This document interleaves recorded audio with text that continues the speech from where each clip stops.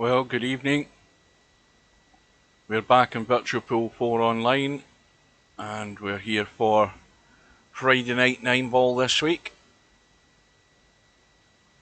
We've got, at last count there was 12 in, there might be another one or two. We've only got about 2.5 minutes to go before kick-off. Quick look, see how many there is now. Many seats is it saying left? Well, that's wrong. Let's refresh that. Well, we've got 14 in now by the look of it, so just a couple short, which means there'll be a couple of buys in the first round. It's limited to 16, race to 7 on the winner's side, race to 4 on the one loss side, and of course it's money ball handicapping in this tournament. The first one that I've done for a couple of weeks, mainly due to shift changes on a Saturday morning. It means I'm getting up earlier, so I need to get to bed earlier. Simple as that.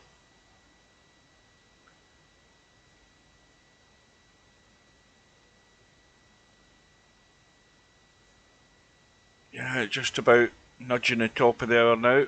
Shouldn't be long before the bracket's up.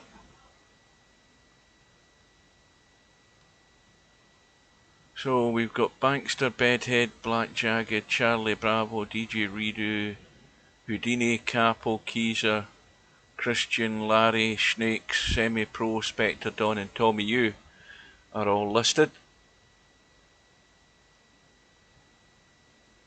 I think that's going to be it. And I think last week it was a fairly low turnout as well. I had a quick glimpse last week. I don't know how many was in, but there wasn't a lot. And that may well be part and parcel of it being midsummer and lockdown being sort of slackened off in some countries, and some people will have better things to do, making the most of what time they can get. So I reckon we're about good to go. That is definitely after the top of the hour now, so the bracket will be up. And we've got Houdini against Tommy U. Houdini getting 7 and out. Black Jagged against Semi-Pro. Black Jagged getting, I think that might be the 5 ball. Larry gets the bye, or gets one of the buys. We've got Keezer listed against Bedhead. DJ Redo against Snakes. Bankster against Spectre Dawn. Capo gets the bye, and Christian against Charlie Bravo. And good evening to Cobra. I think you're the only one in. So there'll be some hefty handicapping. Capo will get maybe 5 and out, and that's a danger because he'll bang at balls and balls will go in one way or another. So anything can happen there. Now, what will we look for the first match? Let's have a look. We've got Black Jagged against Semi-Pro, and Black Jagged's getting the 5 ball. We've got to watch that. See if Boris, Black Jagged from Germany, see if he can make use of this 5 ball. So, right now the second men's semi-final is going on at Wimbledon. I just switched it off, and it looks as if, well, at the moment it looks as if Djokovic is going to be in the final. But what we've got is we've got two what was I thinking about? We've got 2 Italians in finals this weekend. We've got whatever his name is, I've forgotten his name, in the Wimbledon final. The first time ever in the history of Wimbledon, that an Italian's got to the final. And of course, Italy are in the final of the European Championships. Need I say more? Larry always gets a bye, does he?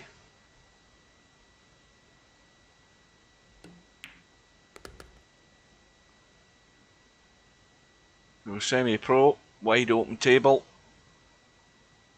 Oh, Berrettini, that's what it is. You've got Berretti, but it's Berrettini, that's what his name is.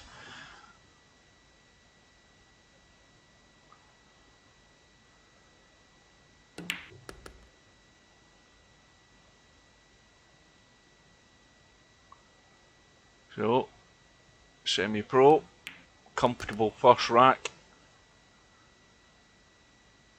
Good evening to Tommy. Yeah, I had a friend request on Facebook earlier, and it was Luis Alberto, and I can't remember the second name, but it began with C. Corellius, I can't remember, but I mean, and then when I looked at his profile, he had no friends from VP4, so I don't know who the hell it was. Somebody said it was Capo, but they don't. If they don't send you a message and they say who you are, I'm certainly not going to accept it.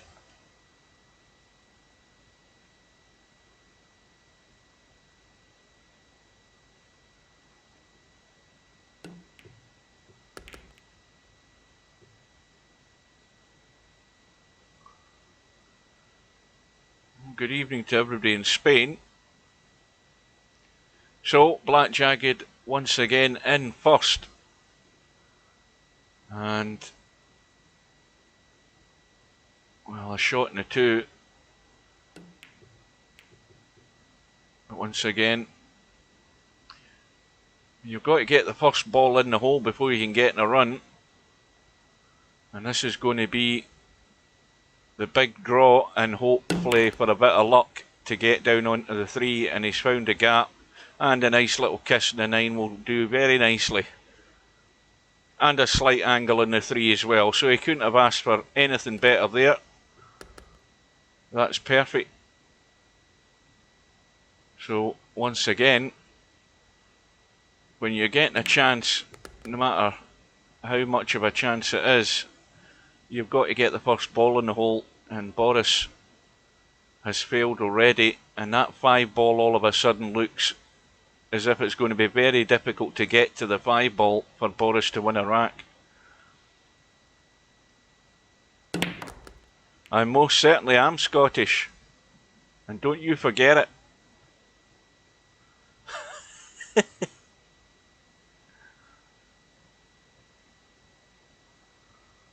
Well, Semi-Pro's got himself way out of shape here. Now what does he do? Does he go all out for the pot? Yeah, that's just sticking your neck out.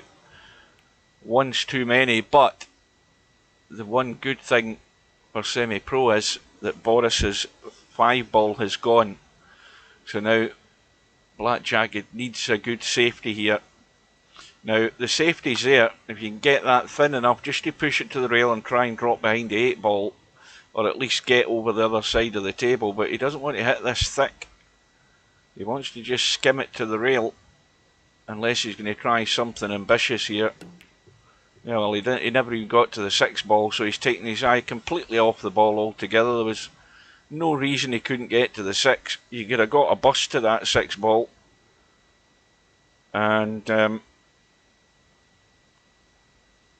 well, you can't make mistakes like that, I'm afraid. That's just handing it in a plate.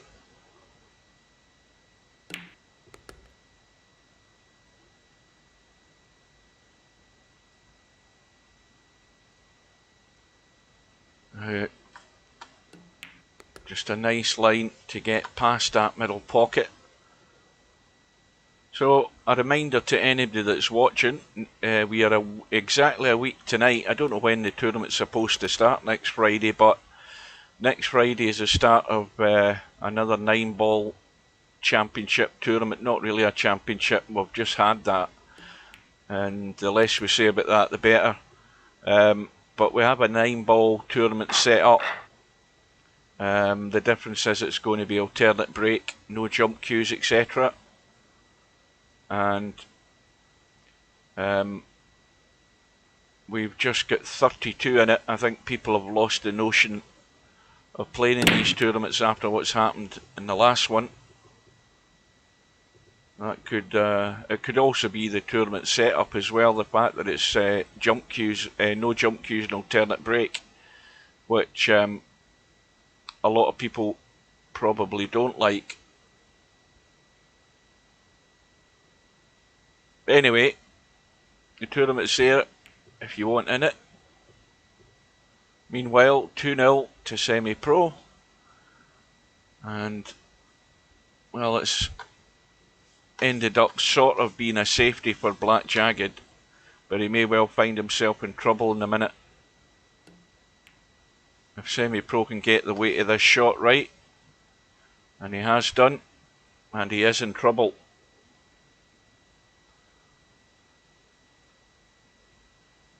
Well, rack money is on in this one, or at least it always has been on in this one, and it makes absolutely no difference in the amount of balls that go in. It's still very difficult to get balls in the break consistently compared to what we saw in the World 9-Ball Championship. I'm not talking about VP4, I'm talking about the real life one that was on.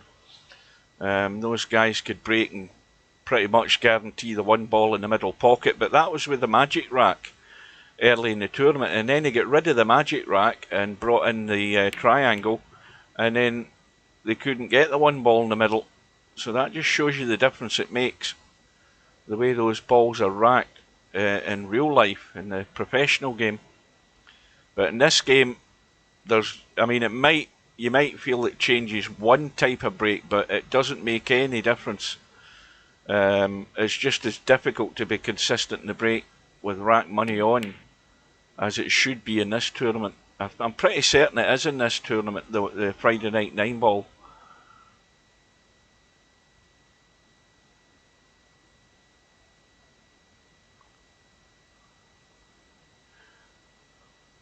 Well, Black Jagged wants to keep his eye on the ball here because semi-pro's looking to probably bank this one onto the 9. Yeah. And that, well, that's just, it was waiting for anybody to do that basically. So it's 3-0. And already a mountain to climb, which makes it even more important. There's a 5-ball gone as well. And that is Black Jagged's money ball.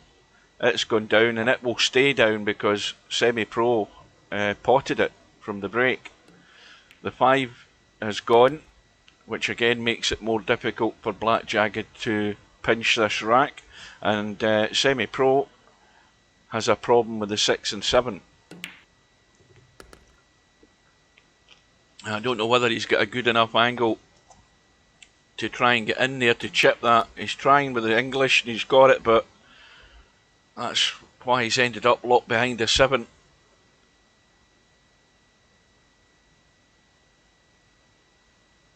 So there's a possible lifeline here for Black Jagged, and quite simply, if he has a shot when he comes to the table after this shot by semi-pro, he must take it out.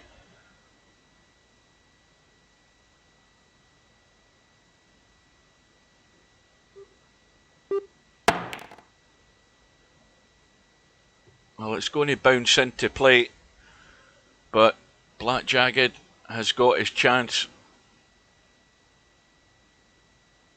And if he can pot the 6 but not leave himself straight on this 7-ball, he'll have a good chance. Let's have a look. I think he's gone straight.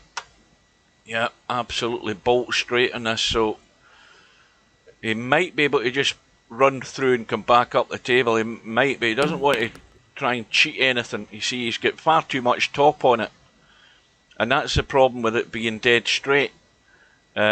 If you get too much fizz on it, the cue ball just fizzes and keeps fizzing, and it won't come back. But he's got a very thin cut, and it's wiped its feet and gone in. But the positioning of the 9-ball isn't there. Well, I would be going for the bank every day of the week because I'm going to get 2 chances to pot it. Poleman, I have a question for you. I've been waiting to see you for weeks. Well, the first question is, are you sober? Because there's no point in asking you a question when you're pissed. I was watching a video on YouTube today, and my first question to you is Windows 11 shite? Because you'll have it, more than likely. And is it not a bit of a con by Microsoft, from what I've been hearing in a lot of the videos?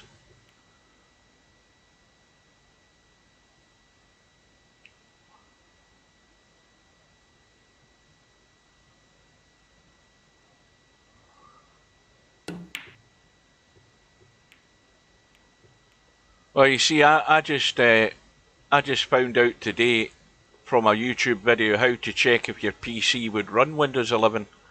You type in the run window tpm.msc or something like that, and I'm okay to run it. My PC's not that old anyway, but I'm thinking, is it worth it?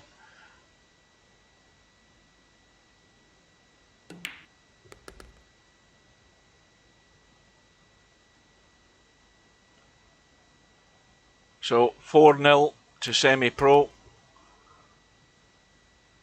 and it's not looking good for Boris. The only thing that is looking good for him in his favour is that, again, the 7 ball is awkward.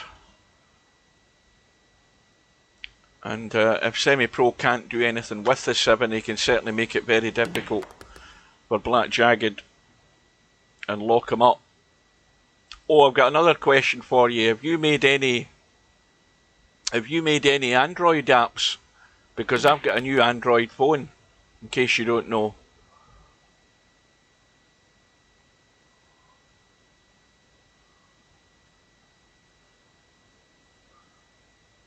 Oh, you run 4 screens? Well, that's a foul, because he's hit the 9. And he's also scratched. Well, here's your gift, Black Jagged. You've only got 3 balls to pot. And all you need to do is run the 7 in. But again, don't leave yourself dead straight on the 8.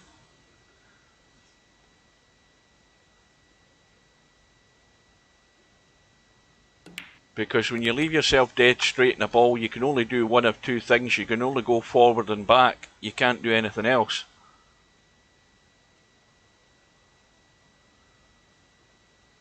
I got the...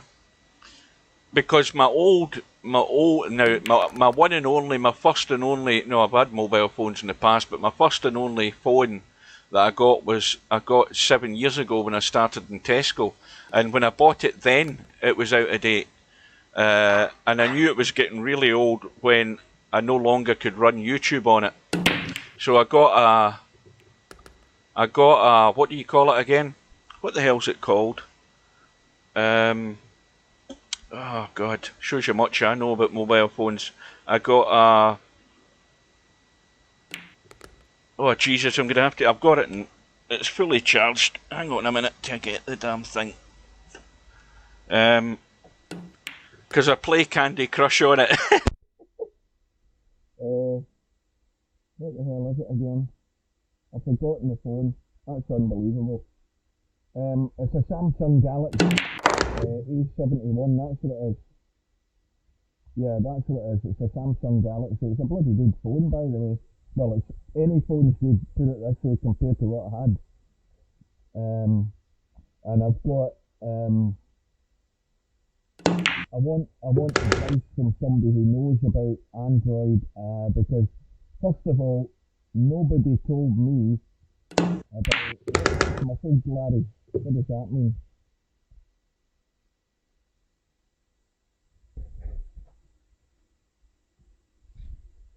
Hang on. I've ran over the cable. Wait a minute.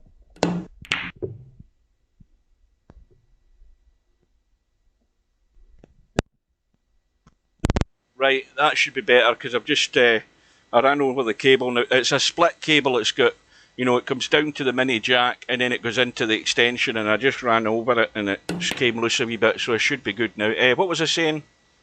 Yeah, I've got... You know, I didn't even know until Steve-O told me that if you install, what do you call it, WhatsApp on your phone, and nobody at the work told me either, which is even more annoying. If you install WhatsApp, you can get free texts and calls on it or something like that, as long as you're on Wi-Fi. I never knew that. Nobody gives you any bloody tips.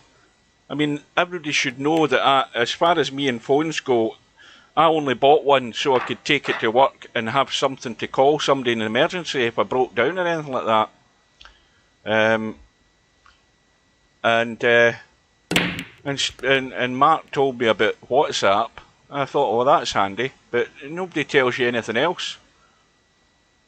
Because I'm completely wet behind the ears when it comes to these phones. I'm just, you know, something else I'll tell you. When you bring up 2 or 3 different windows, I didn't even know that if you swipe one up, you can shut it down. I'd been shutting everything every time. That's how dumb I am with phones. You know, if you've got 3 or 4 different apps up, and then you've got one that fills the screen, if you swipe it up the way, you get rid of it. I didn't know that. Absolutely, totally blind as far as it goes. So I need helps, tips and advice, and I want them all to be free and common sense as well. Thank you very much. Aye. So anyway, and it took me about 4 weeks. Here's another thing. It took me 4 weeks or more to work out how to get PayPal to work in this. I tried to buy VP4 Mobile, and I need to talk to Steve about VP4 Mobile because it's crap as far as the rules go, by the way. Or at least if there is a rule in it, I don't see it. Do you know that if you break in 9-ball in Virtual Pool Mobile, there's no push-out option? At least I can't see it. So if you're going to do something, put the bloody rules in properly. I've played other, I installed a couple other pool games into it, and they're all gimmicky crap stuff. There's nothing sort of serious about them. I tried them, downloaded them, tried them for free, got rid of them. Mainly because the advertising's annoying. You know what it is? You know what VP, I'll tell you something. VP Mobile is purely a port for VP3. Because, you've got no pocket animation in it at all. The balls disappear, but you don't see them going into the hole. Just exactly like VP3. So that's what it is. Because you could run VP4 on one of these mobile phones, VP3 on these phones anyway nowadays. But I've got VP Mobile on. It's the only thing I've bought so far. Just to try it out. And I suppose it's fine if you're stuck in a bus or a train and you just want to mess about for 20 minutes. But... and this phone charges very quickly compared to my last. It was only £1.69. Christ, I mean, that's nothing. That's pennies. So, I've started a career mode on it, and I don't think it's got snooker on it, which is a bit annoying. Or has it? Or maybe I haven't looked at it. It's only got about 5 games, so it's just like a shrunk down version of Virtual Pool. It's not bad for the aiming though. I mean, it's probably as good as you could expect considering it's on a small phone. Well, not that small, it's actually quite a big phone I've got. Well, 6-1 on the hill now. Well, Boris is taking the words out my mouth. He's taking the words right out my mouth. You get it on the Google Play. Yeah, I must have messed about on there for days and days. I've actually got my... I can use my debit card on the phone now as well if I want to, just in case there's an emergency. I got that set up. Finally worked out how to do all of that.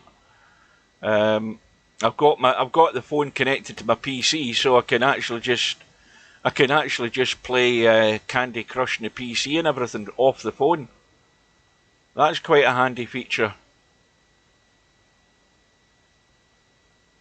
But, I mean, I'm learning things every day about this thing. Well, good evening to all the latecomers. I think we had 14 in at the last count in tonight's tournament. We've got semi-pro, applying the finishing touches to this win in the first round tonight.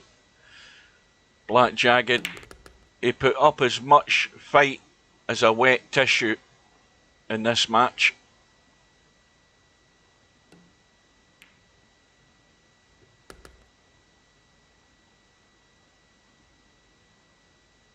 Well, Boris is doing all the commentary for me because, I mean, I could easily be very critical, but I'll let him do the talking.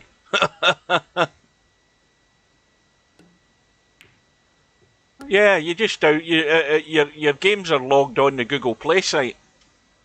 So, semi-pro is through to, what round's that? Well, that was the first round, wasn't it? He's through to the second round.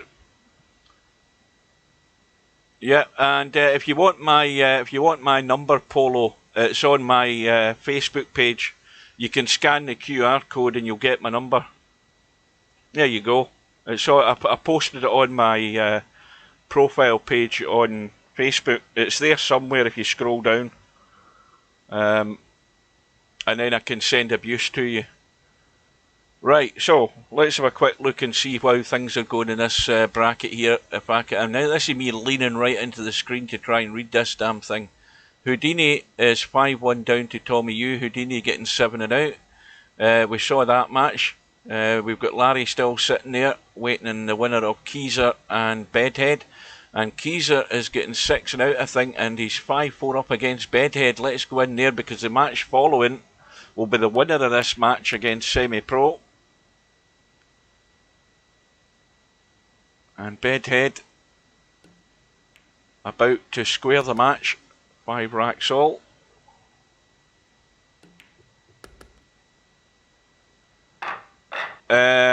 Well, Snakes is a bit of an arsehole, it has to be said. I mean, he makes a complete fool of himself. I watched the chat the other day there. In fact, you weren't on yesterday morning, it was. And we were playing Cowboy, and that's early in the morning. And he must have been gassed up all night. And he came in while we were playing doubles Cowboy. This would be about, what, 6 o'clock, 7 o'clock in the morning, UK time that is, and he started typing drivel and trash and crap, and Brian booted him out of the lobby. That got rid of him harassing us in our room. But no, he makes a fool of himself. Polo Mint's the same. He's exactly the same. Once he gets beers in him, he starts talking piss and then gibberish, and then and then there's no conversation.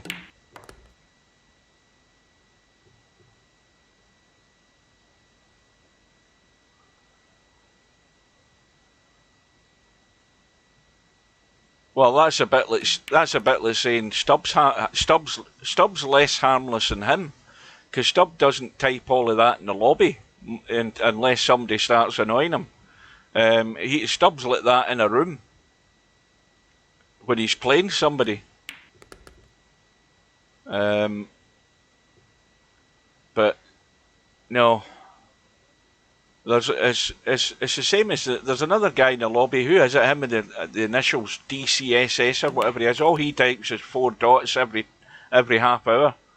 That's all he ever types in the chat. Four dots, four full stops, and he never says anything.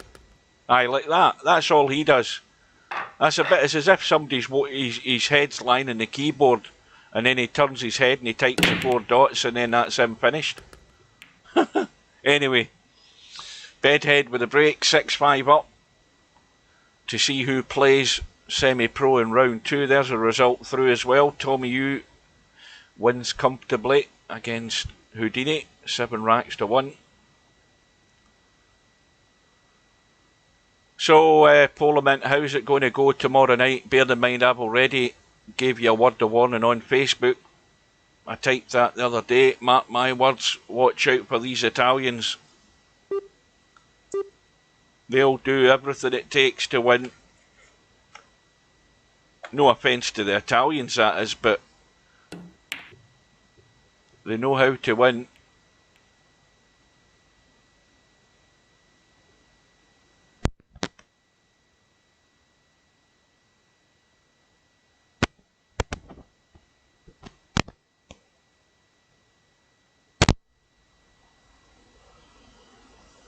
Well, I think I was saying to semi-pro earlier on. I mean, I think England's got a lot of talent in the team, but that's if they're allowed to use it.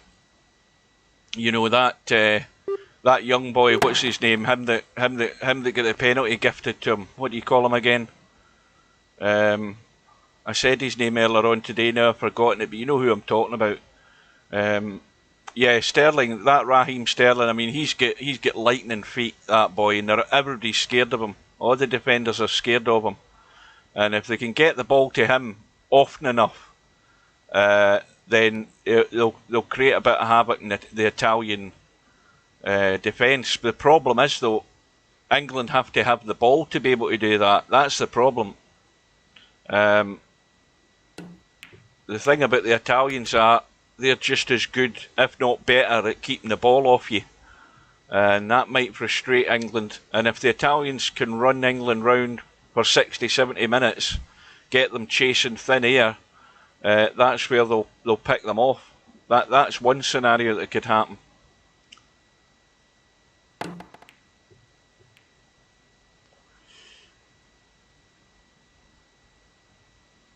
Well, ball in hand to Bedhead. This is nasty, this 3 ball. It's just right in the awkward point. The pocket there, I think it's a wee bit off it, but you just don't want to push it into the rail too soon, because you can easily catch that knuckle.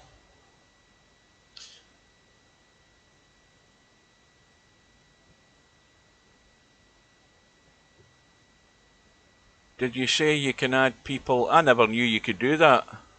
No, I'm talking about WhatsApp. I'm saying that nobody told me when I told people I was getting a new phone. Nobody said, "Oh, by the way, you need to get that WhatsApp. If you're on Wi-Fi, you'll get free text and stuff, and it saves your costs." Nobody tells you nothing. I'm expecting people to give me good advice and hints and tips and stuff like that. And I was wondering whether you had made any apps for Android, like a VP4 app or something.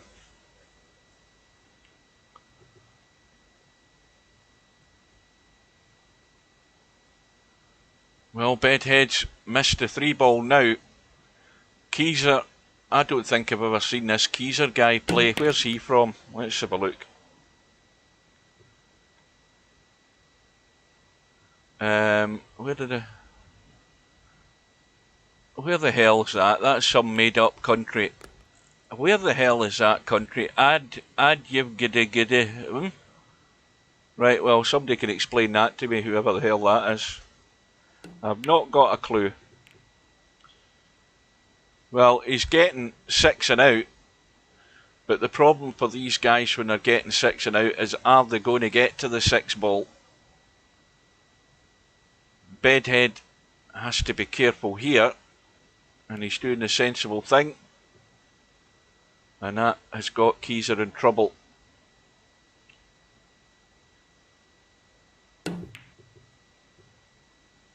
So now, well, the only thing that's happened there is he's knocked a 7 safe, but it's a 7-9 combo every day of the week. It's unmissable, this combo, provided Bedhead can get right down onto the rail. That's all he needs to worry about. If he can get the cue ball where he had it right now, you can't miss that. Simply cannot miss it.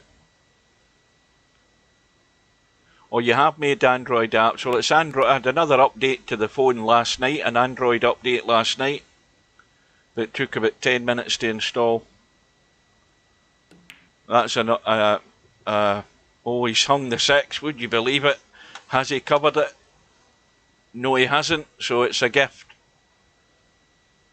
Now, what you don't do is slam this 6 ball in.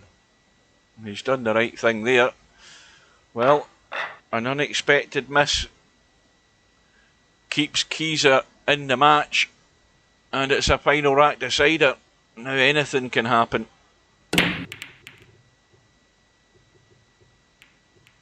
And the 6 ball has got in the break, but of course that will come up.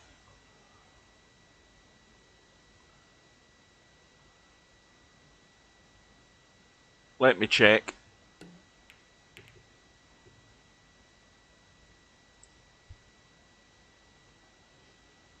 You've sent me a WhatsApp message. I don't see anything.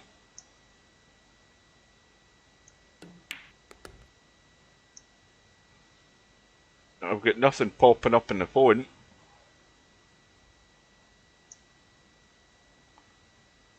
Ah, there it is now. Aye, right you are. Aye. Arse to you as well. Cheeky bastard. Oh, now I've got your number. Right, that's going to get held for abuse. Add to contacts.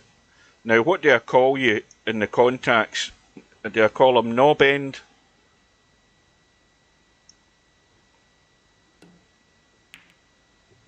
Aye, I think we'll just call him by his usual name. Knobend it is.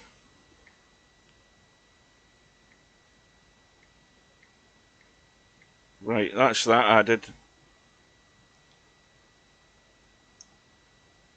Right, do you do a breakdown service as well while you're at it? Because I could always use an emergency contact. Right, that's that added. How the hell are you managing to type in green? That's annoying, because I can't read that in the chat. Parliament emigrates and changes number. I'll phone you in plenty of time.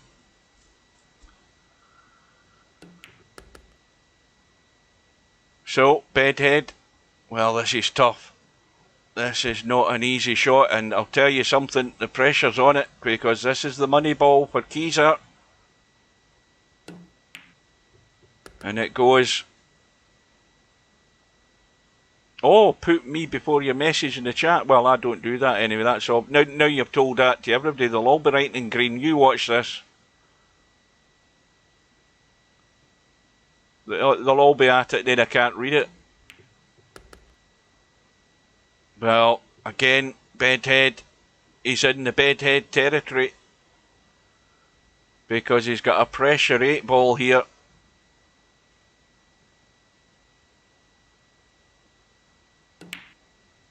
Once again, straight into the middle of the pocket. So Bedhead is going to go through, barring some extreme accident here. And he will face Semi-Pro in round 2. And that's the match we're going to be watching next. Now, quick look, see how things are going. Well, Houdini, sorry, not Houdini, Tommy Yu is now... I've got that wrong. Bedhead's playing Larry. Why did I think he was playing Semi-Pro? Tommy Yu's playing... Tommy Yu's playing Semi-Pro. We've got Larry and Bedhead coming up next, and that's the match we're going to watch. If I can find a room, that is. Right, there we go. So, I'll be doing Friday Night 9-Ball this week, and I'll be doing it next Friday as well, because I'm still off next Friday. I don't go back till a week on Monday. And so I'll make the most of that to get those two in. But of course, next Friday night is also the draw. I'm not sure. Somebody needs to check the time on that 9-Ball World Masters, whatever the hell it's called. Excuse me, to see when it starts. But Friday night 9-Ball will be here next week.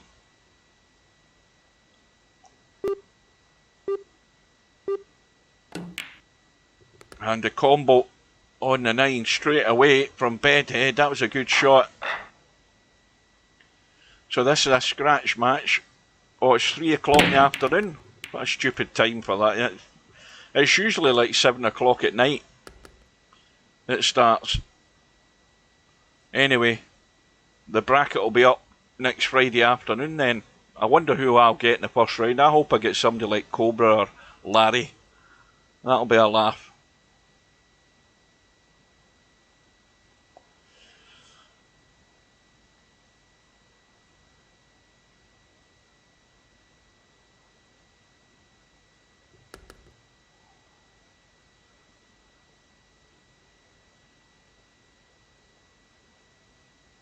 I don't know, because I haven't been playing it. I just play Cowboy nowadays.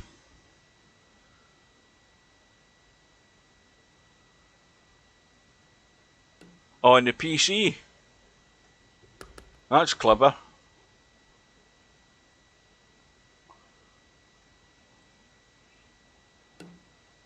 Well, I've said I've not been doing any practice for this tournament. I'm just going to play it by ear. Play it by ear and lose, and then get into the loser's side.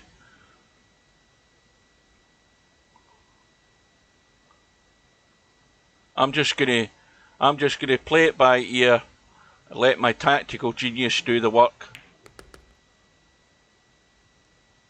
The fact that there's no jump cues in it, it gives me a chance from the point of view that if I can get some decent safeties in, then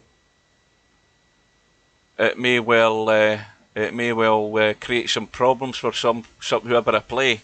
Other than that, I've got no chance.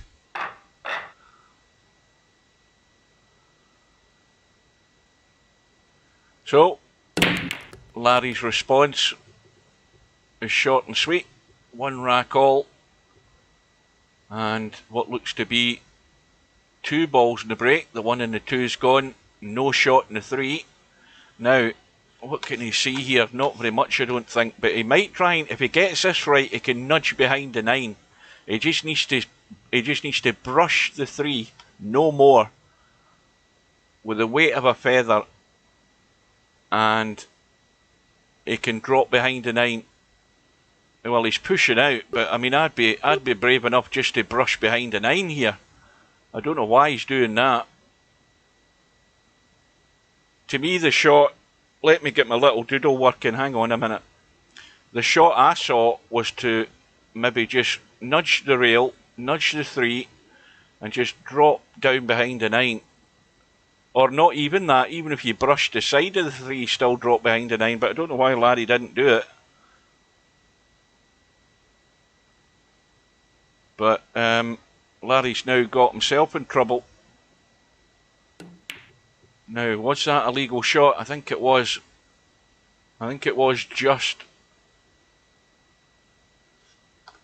But it's not safe. Now, I think Bedhead needs to just, if he wants to run down to the bottom rail, he's going to jack up just to stun it.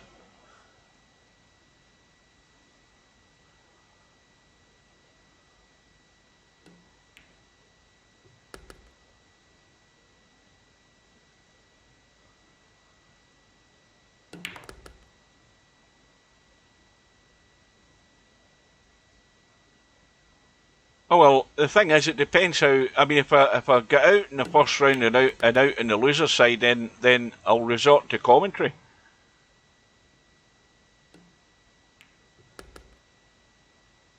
Oh, another little tester here for Bedhead. Just got to get the cut, and the weight is fine. Now, is that meant to be a compliment, Cobra?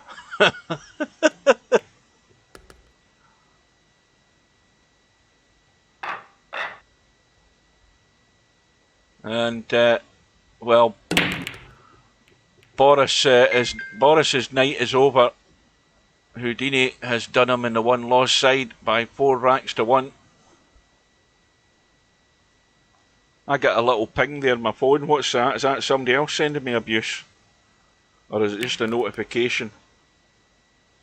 My desktop looks like this now. Why did that shut down?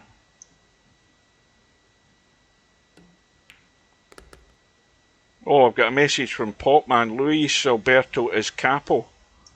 I just noticed that one. What was that one that you sent there? I've totally lost it. Where's it went to? I saw the notification. Now it's disappeared. Wait a minute till I find this WhatsApp thing. Ah, there it is.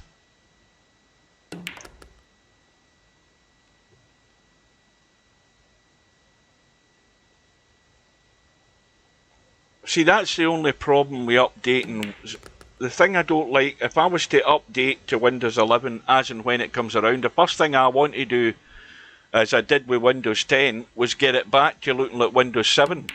Because I like it plain and simple like that. I don't like all these app crap on my desktop. I get totally disorientated, so I want to put it back to what Windows 7 looks like for me. And you wouldn't know I had a Windows 10 PC because you just look at the desktop and the way the things open up, everything just looks like Windows 7. Well, when I got Windows 10 and when I got the new PC, the first thing I did was go online and look for a program that I could install to make it look like Windows 7, and I found it. I can't remember what it was, but that was the first thing I installed, and I was quite happy to have it set up like that. What's happened there? Snakes wins by forfeit, so I don't know what's happened to DJ Redo unless he's not turned up or quit before the match finished. And Spectre Dawn has won in a nail biter against Bankster. Bankster's no mug.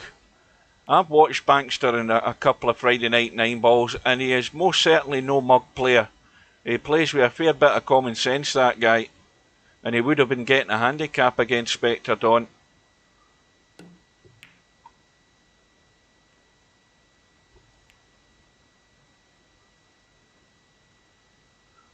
I can't remember what it was called, but it definitely is the first thing I'm going to look for again. It's just, if I ever get it, it is a free upgrade, isn't it? Because I ain't paying for nothing. If they end up charging money for it, I'm just going to stick to Windows 10. It does all I need it to do. Well, Bedhead looking to kick out, and not a bad effort. So Larry's jumped. What the hell's happened here? Larry's jumped. Bedhead's run into a 3-1 lead here.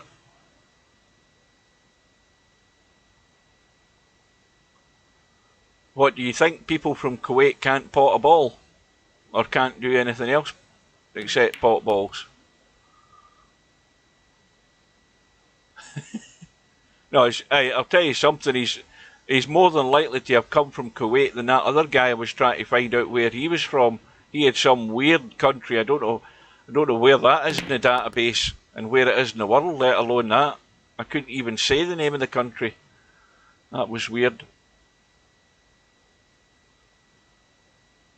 Well, Larry's got a must-win rack here to stay in the match, really. He doesn't want to let Bedhead get away.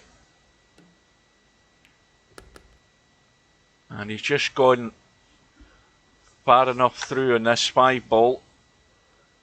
Now, he needs to really just punch this in a wee bit just to come back out and get decent on this 6-ball.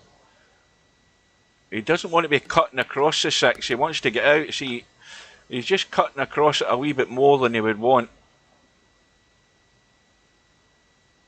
I can't remember the name of the guy. What was the name of the guy in that first match? Keyser. Aye, Keyser, but he had a weird country. A country, it's probably an island in the Pacific. I've never heard of it. But you'll see it on his profile. Keyser. So Larry is going to get one back. Aye, whatever that is. Adegaya. It sounds as if it could be an African province or, as I say, some Pacific island that's a speck in the ocean somewhere.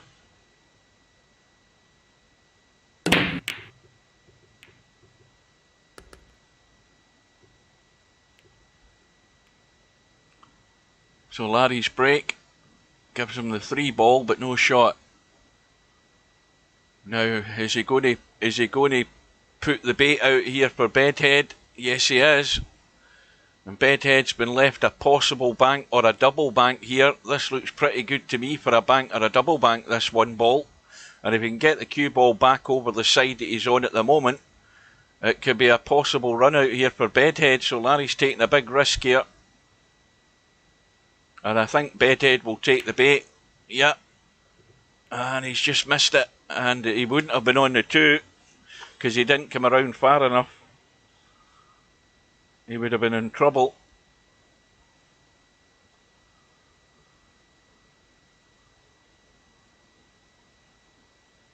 Well, I think they see the Premiership all around the world. I think, you know, it's probably available in most countries in pay-per-view or whatever contracts they have. That was a good shot by Larry. That was not an easy 1 ball.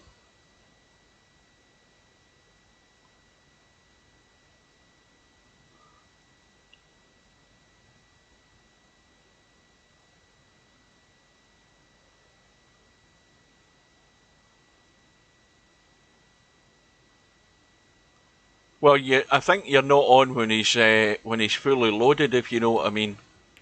When he's tanked up.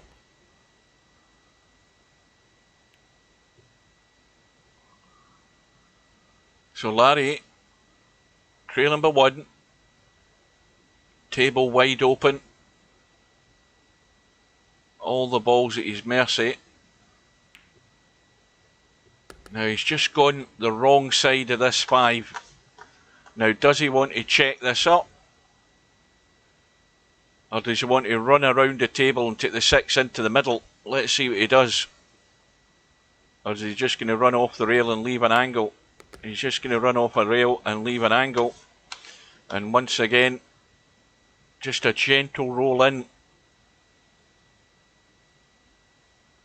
Cue ball should come off the rail, so he should have the angle in the 7. So the critical ball and the critical shot is just about to come after this.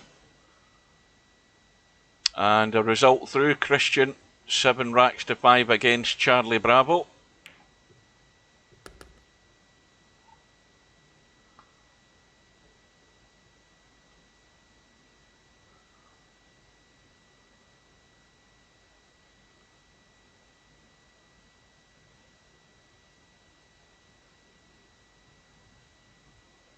This is the important one. Oh, is it too much? Yes, it's too much. Just got too much fizz in it. Well, it'll be all out for the bank in the draw to bring this cue ball back down the table for the 9 and bank that 8 ball. I don't know whether he wants to go for the single or the double bank, but he wants to give it every chance to go in. He's going for the single.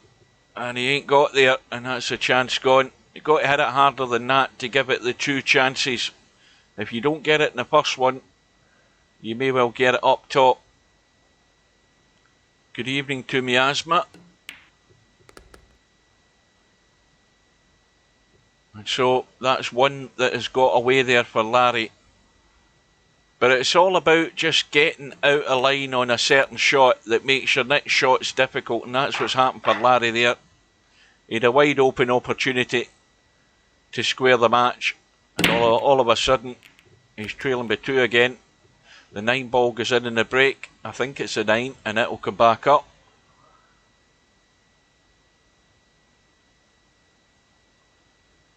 And I don't think there's a shot on here. Let's have a quick look.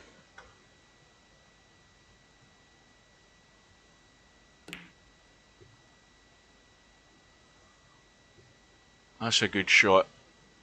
But is there enough room for Larry to go over that? That is pretty tight. Oops, wrong button again. Hang on a minute. Well, he thinks he can go over it, and he has done. And what's more, he's made a nice pot. Come round for the 2. Now, the problem, because there's always a problem, is can he get himself anywhere decent? Now, he needs to miss the 7 ball. That's critical here, but if he can find the gap, he can have a 3-6 combo. Well, he's fell short of the gap. If he'd gone to there, he could have hooked himself. I suppose he's taking the easier option to make sure he can get on the 3.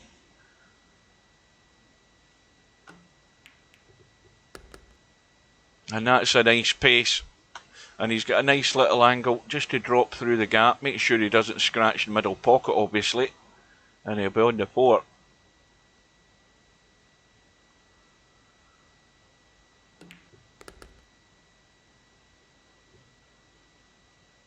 How's that game coming along, Polo? I mean, is it just purely and simply an RPG where you build huts and stuff?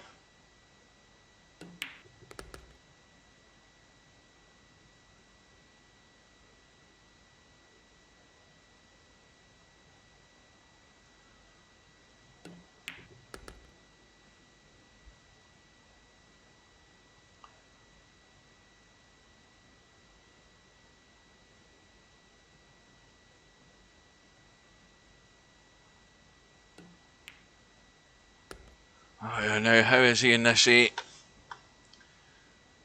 Well, I think...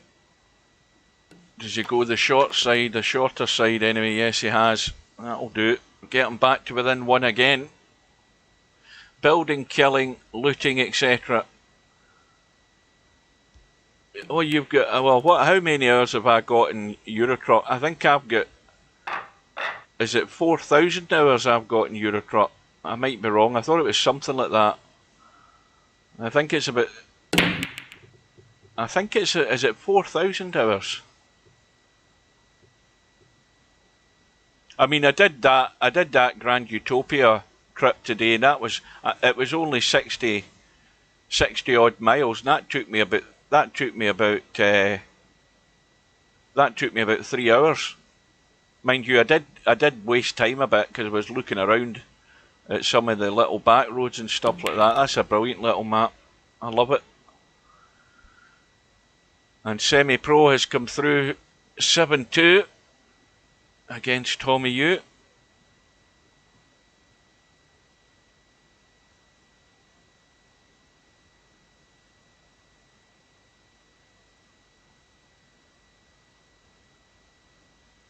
That is more than double what the bean counters say my masters should take in hours to finish. I haven't a clue what you're talking about.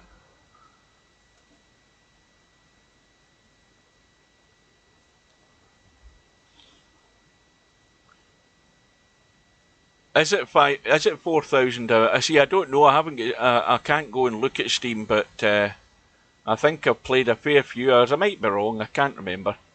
But that's certainly the one game I've got in Steam that I've played the most of out of any games.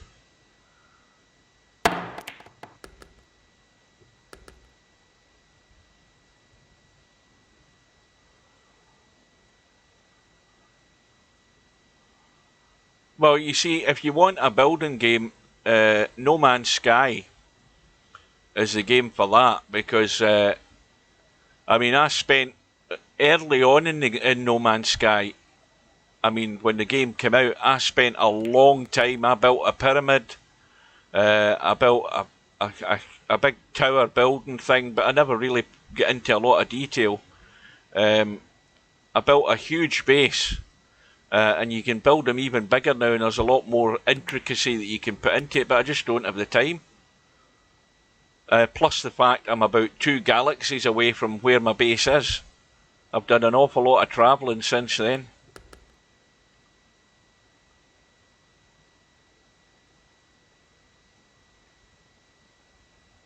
Oh, you talking about some college or university thing you were doing, Miasma? I was wondering what you were talking about.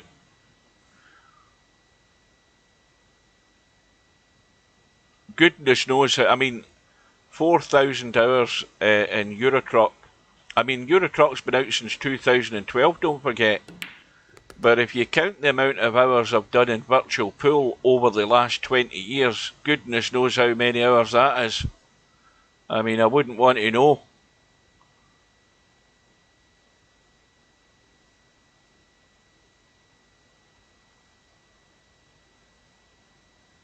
What was that game that I downloaded and tried the other week there? That one with the zombies in it. It's been sort of remastered and re-released. What's it called? I think with that you have to build bases in it as well, or build hospitals and things, you know. Not really hospitals, but you build a bit where a doctor can work on you and stuff. What's it called? The country's been overtaken by zombies, and you basically have to blast them out of the way if you bump into them. They're crawling all over the place. So I downloaded that and tried it for an hour, and then it was another one of those where I thought, well, I'm glad I didn't spend 30 quid on that, because I get bored very quickly. That's why I'd rather download it and try it and bin it. Yeah, but this one's an older game. I think it's been out for a little while, and I've sort of re-released it. If you say the name, I'll tell you what it is. But zombie games, that's what it is. You beat the shit out of them, and then you go on, you keep going on, you get the next one. So that has a very small attention span for me. Well, Larry's hung the one. He's got it back all square, and Bedhead will skim around the two, chip the one, come back into the table, and have the two into the same pocket probably. Depends the amount of spin he gets on this. Well, he's trying to hold it for the middle pocket, I think. Well, I think I might have put a wee bit more juice on that to get the cue ball out into the table.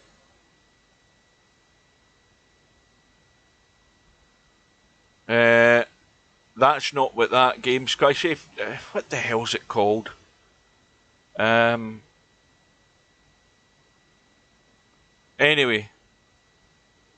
it's a zombie game anyway. It's a big open country game. You can drive your car all around the countryside. You get into towns and things and settlements and stuff, and then you can choose to. Then you go hunting for things so that you can craft them and stuff like that, and upgrade your weapons and stuff. But it's on Steam. No, you won't see it on Steam because I downloaded it. I never got it on Steam. I haven't bought it, and I won't be buying it. Let's put it this way: it fell off the back of a lorry. I installed it and tested it, and then binned it, which is the best way to go about things. Saves me a lot of money. The amount of money I've wasted in games over the years, which is another reason why a lot of them don't let you have demos for games nowadays. You try the demo, you say that's crap, bin it, and never go near it again. So if they don't let you try demos, then I'll download a dodgy copy and test it, and then bin it. And if I like it, I'll buy it. Simple as that.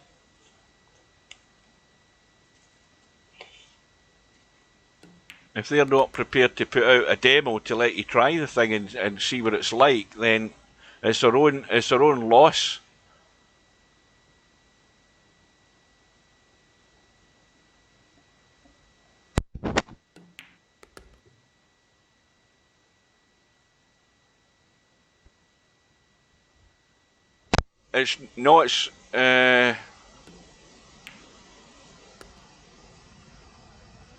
What the hell was it called?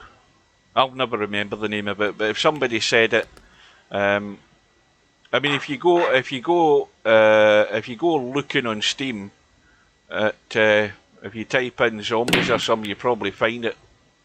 It's not called Zombies or anything like that. It's a totally different name, but you're basically there's plenty of blood and gore in it. You start off with like a baseball bat. You snap that in two, so you have to go and find something a bit more solid. And you can also choose who's going to partner you out of the group of people. I think that's the other thing I did. You choose what you set them up with, and then you've got somebody by your side.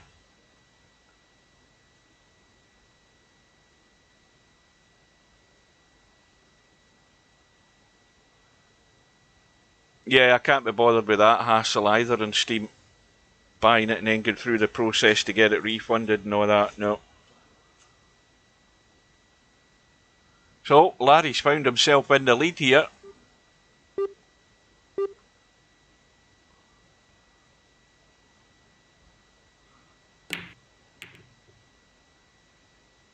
He tried to bank the 3 onto the 5, but he missed it, hit the 9 instead. Now, this might be a little billiard off the edge of that 3 just to brush the 5. and chip it in.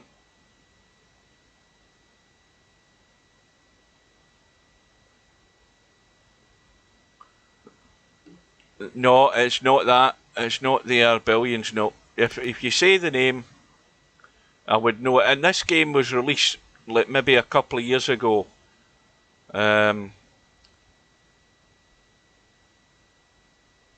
I mean, am I going to have to tab out of the game to go and look at Steam to find this bloody game to tell you what it is? Because I'm pretty certain there was an updated version it released a few weeks ago. That's all I can say. But as soon as you say the name, that's it. That's it. State of Decay. That's the one. Yeah. And anyway, as I say, I downloaded it, tried it, half an hour into it, got bored, and that's it. Down the pan, gone, and 30 quid saved. Oh, it's been out for a while. As I say, this is a sort of souped up version, slightly better graphics supposedly, but might not have been seen the original or played it. Then I don't know how good's good.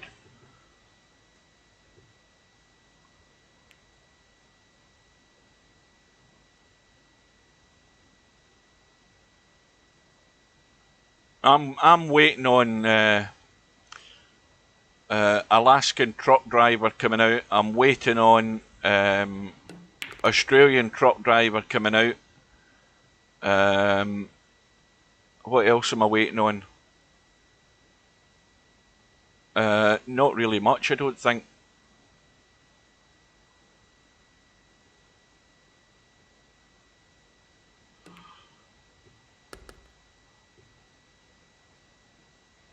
Well, I downloaded. I paid for that Chinese one, that Truck Life.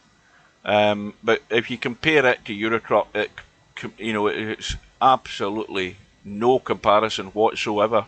Apart from the fact you have to get out your truck to refuel it, and you have to go and get fed. You still in the tournament, semi-pro? I'd be focusing. You're waiting on the winner of this match, though, aren't you?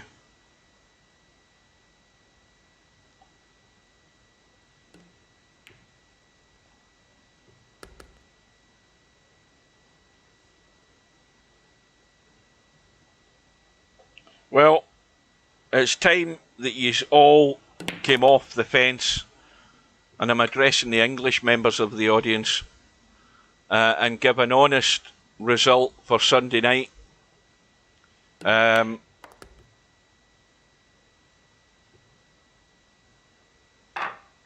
mean, if I tell you, if it goes to penalties, I swear to God, there'll be suicides Sunday night down south. I don't think many can handle it.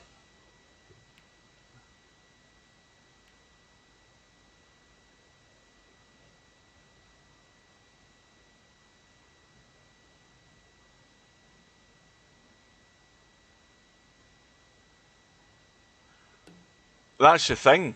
The thing is, if this was a working week next week for me, and I was at work on Monday, I wouldn't see the end of the England game. I'd be in bed. I think we're all hoping it's all over before the end of the night, before it goes to extra time and penalties. That really will be a killer. Well, Bankster has beaten DJ Readout 4-2 on the one-loss side.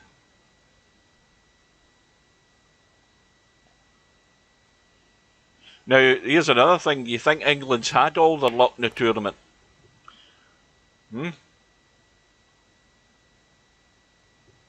They got the luck with the own goal. They got the luck with the penalty in that last match. They've had their fair share of that in that match. Have they run out of luck?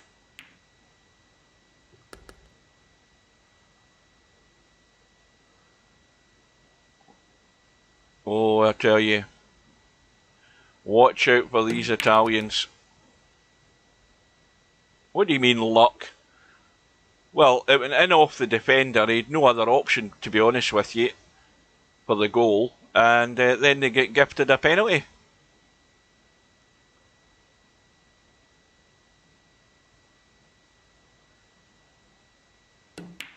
You'll be telling me next that the You'll be telling me next that the ball was over the line in 1966.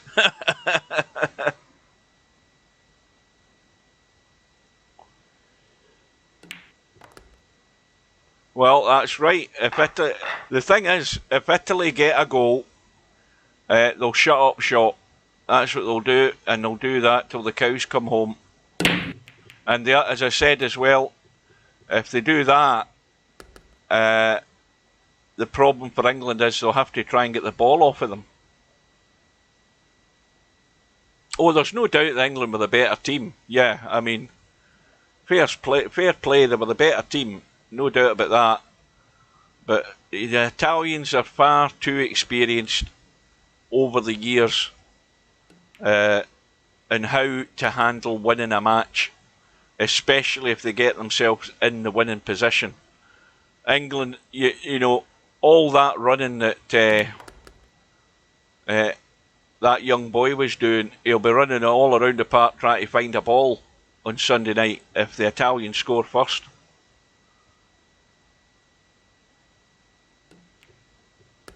Yeah. The most important thing of all is they need to take their chances.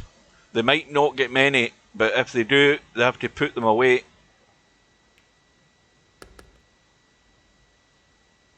Well, I mean, it's all very well Spain playing them off the park.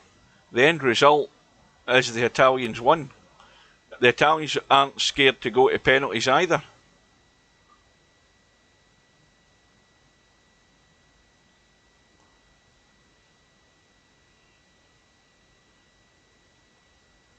It doesn't matter how dull and boring you are, it's about how you win. And it doesn't matter how you win as long as you win now that you're in the final. It could be the dullest 90 minutes as long as you get the goal.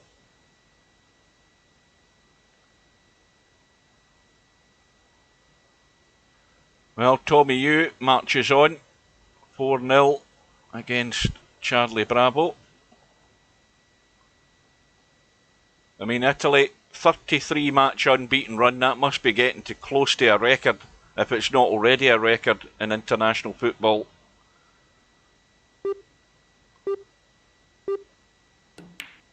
But it's got to end sometime, I hear you saying.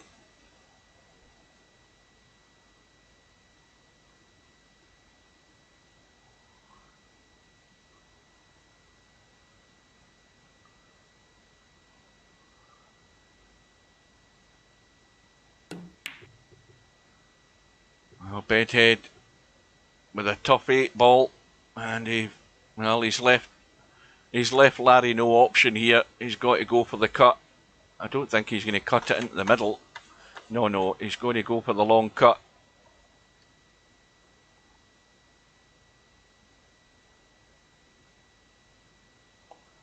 Yeah, old and experienced though. Maybe not get the legs on them, but their job's to act as a brick wall against the English strikers.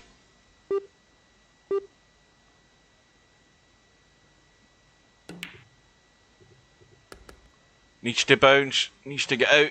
That'll do. So, Larry is going to go through.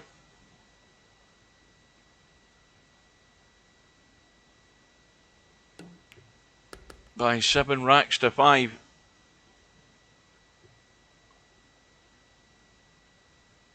Right, let's have a little update, see how things are squaring up. A lot of results come through. So, we've got Tommy Yu. Not Tommy Yu. Semi-pro. Waiting to play Larry. And of course, Bedhead moves over to the one lost side. We've got Snakes. 6-2 down to Spectre Dawn. Again, Spectre Dawn, having scraped through the first round match with Bankster, is looking reasonably comfortable in his second match. Capo and Christian are playing a scratch match. It's 3 racks all in their second round match, and semi-pro, lining up against Larry. Now, did somebody tell me, did what's his name win it by 3 sets? Because I missed the end of the match. Djokovic.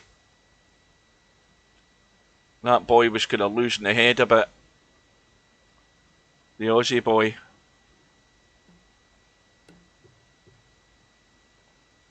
So this is a third round match tonight in Friday Night 9-ball.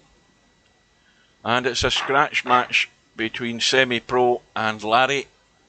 Semi-Pro from England, Larry from the USA. And Semi-Pro wins the lag. And the break is dry. And, well, half a shot here. Is he Canadian? Why did I say he was Australian?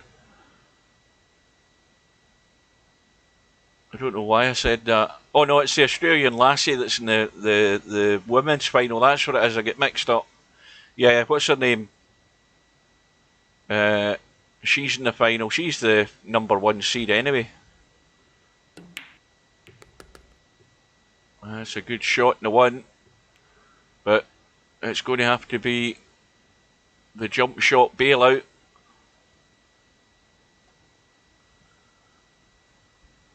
Now, can he get enough pace into this to come back up the table to get a shot in the 3? Oh, he's actually played it too well. He needs a nice kiss. Oh, he's got it. Well, almost. That'll do.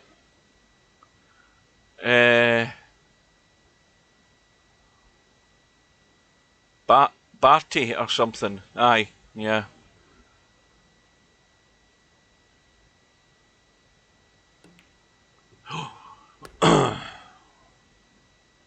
Well, 5 goes by the 9, no problem. So, said it 100 times before, he should be out.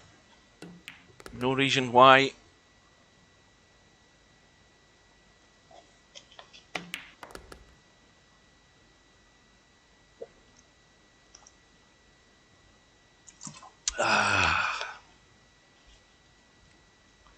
I was reading in the text today that they're talking about there's a petition to have a bank holiday. They're also talking about employers should be a bit more lenient on the English supporters. I mean, they're jumping ahead of themselves. Letting folk come into their work late on the Monday morning. Yeah, Ash Barty, that's her name.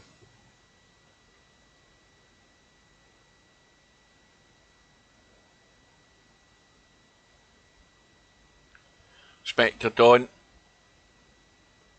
gets the job done. 7 racks to 3 against Snakes. And Larry completes the job in the first rack in this match.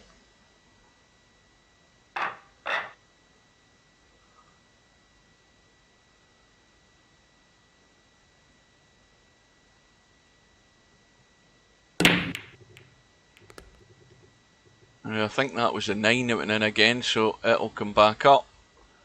And Larry has a cut on the 1. And he can just go around the corner, either come out and leave the 2 into the middle, which wouldn't be the bad thing to do because the 3's in the opposite middle, or take the 3 down the rail.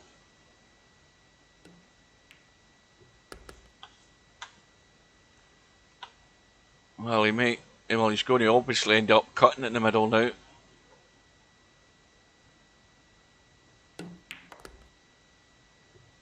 Well, I don't think that was a very great shot, Larry.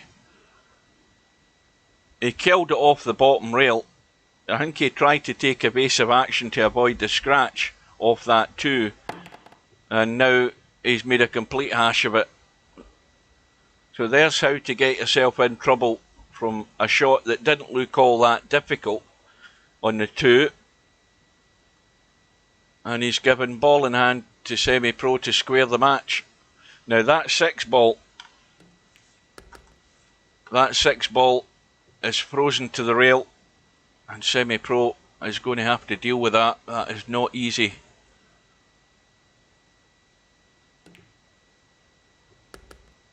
And that's Larry's lifeline in this rack.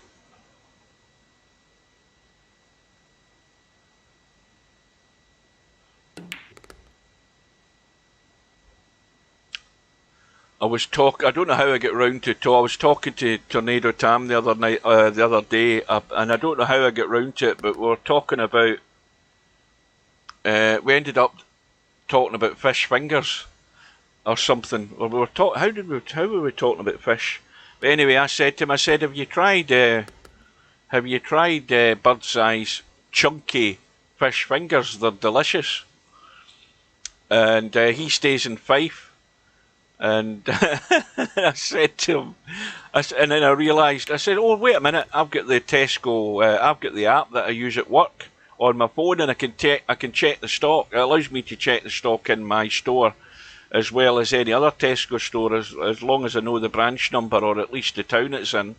And he told me the store, and then when I started checking the stores, there's no stores his side of the country have got these fish fingers. So I was out doing my shop yesterday, and I was going down the frozen aisle because I was going to get my my little what do you call them? My little omelettes that I put on toast in the morning sometimes. And I thought, oh, I'll go and have a look and see if they've got the fish fingers in my big store in the town.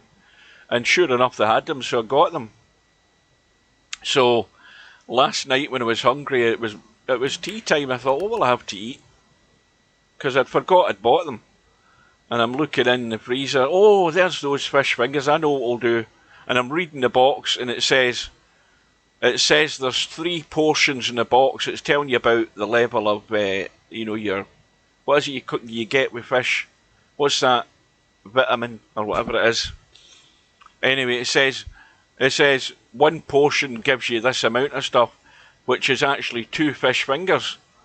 And I'm looking at the bottom saying, sod that. I slung the 6 of them onto the bacon tray, fired them into the oven, got the kettle on, buttered 4 slices of bread, got them out when they were ready. Omega-3, that's it.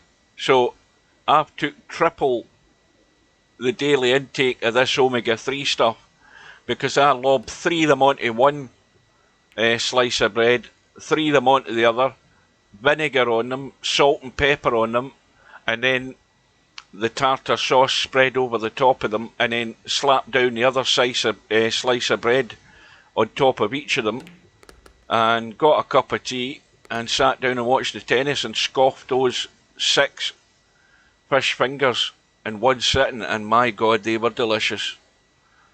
Beautiful. Recommend them to anybody if you can get them. And they're not actually cod, they're Alaskan pollock, but they're actually delicious. Beautiful. Nice and crispy. So that's what I had for my tea last night. Just for the fact we're talking about them. I don't know how the conversation got round to them or whatever it was, but and then when I checked the stock in my local store today, there's none left. They're all gone because they're on offer at the moment. You get them for £2 with your Tesco Club card. So that's another reason I bought them the other day. So we're one rack column talking about food again.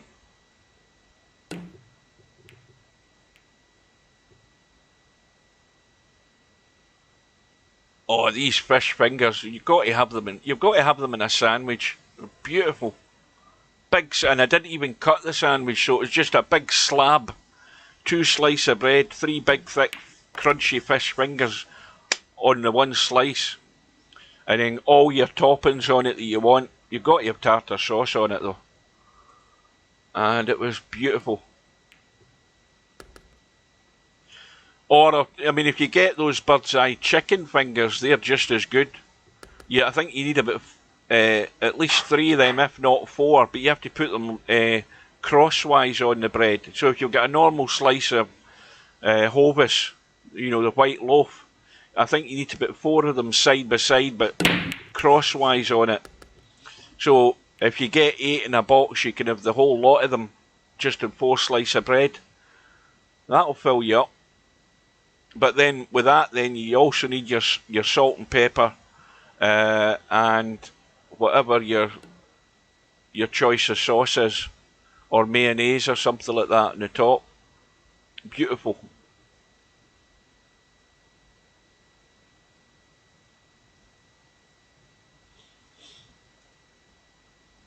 So semi-pro with a 1-rack lead. And Larry having to kick out here. And he needs good practice at this because we all need good practice at this because we know jump cues in this tournament starting next week. We're all going to have to kick.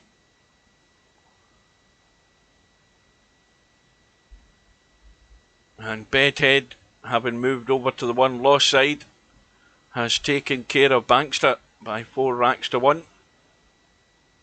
Ball in hand for semi-pro. Now, this might have gone. Has he gone dead straight? Just slightly. Just a drawback.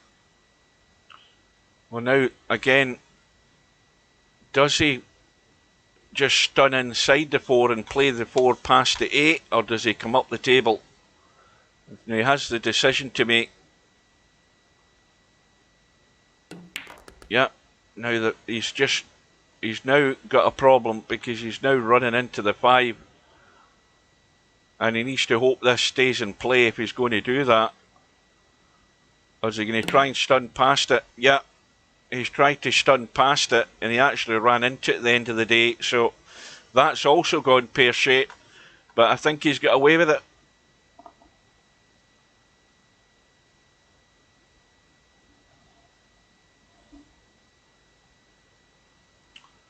Well, I'll tell you one thing, I'll not be jumping anything with a playing cue. I can't jump with a jump cue, so what's the point in trying to jump with a play cue?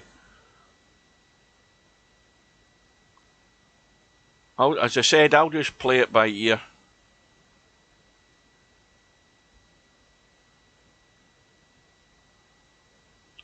No, there's 32 in it. There's still 32 seats available. It'll not be anywhere near full. Well, there was 32 earlier on today when I checked.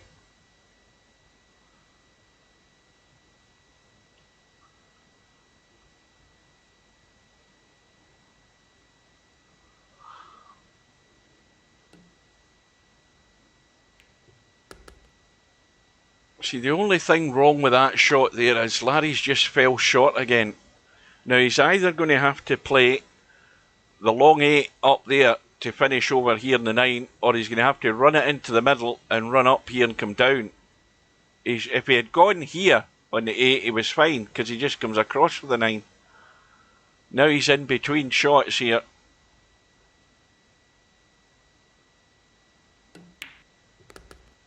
Now the line is he's coming down the left side, and that will do very nicely.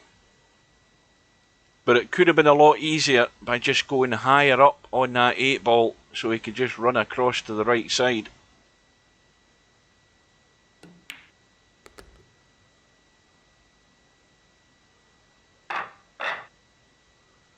Yeah, no problem. Remember that free of charge deal that I've got with you? There's some small print in it, and the small print says everything's free forever. I'll see you later.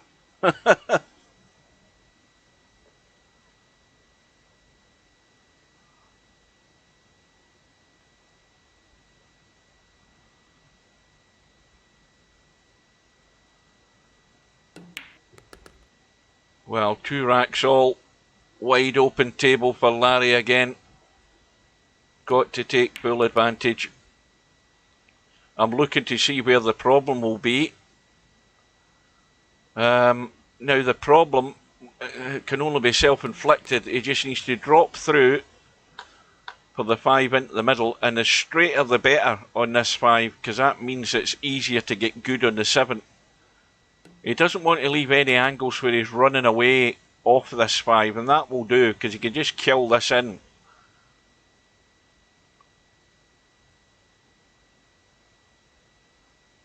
Is he going to run through? Is he going to drop it in dead weight? Because he doesn't want to go inside the 7. Inside to the rail, that is. That will do. So now he can go a couple of rails over to the left side as we look. And a fairly straight in 8 ball should be the order of the day.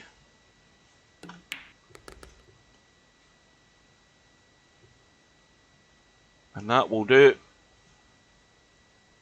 That's keeping it simple.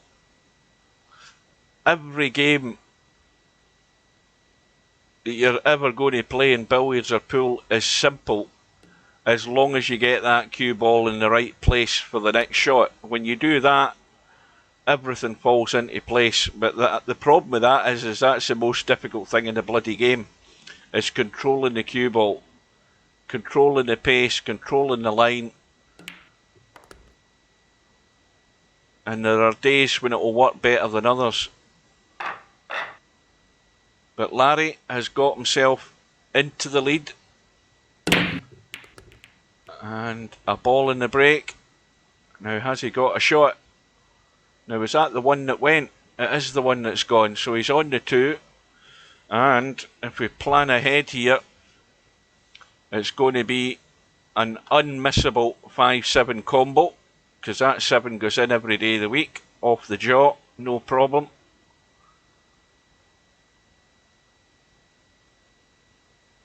He just has to try and find a way to avoid traffic to get back down for this 3 though. He's brushed into the 4 ball and now he's got no shot. Now what do you do here?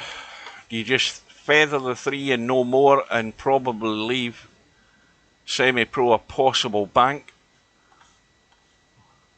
No, he looks as he's doing the reverse bank. It might be the reverse bank into this pocket as we look. He looks as if he's lining it up. He might be billiarding the 9 at the same time. Oh, he's hit it too square. Well, it needs to slow up. And he's teed it up. Now, that's difficult to say whether Larry played the billiard onto the 9 or he actually played the bank there, the reverse bank. I'd have been more inclined to go for the reverse bank up the table.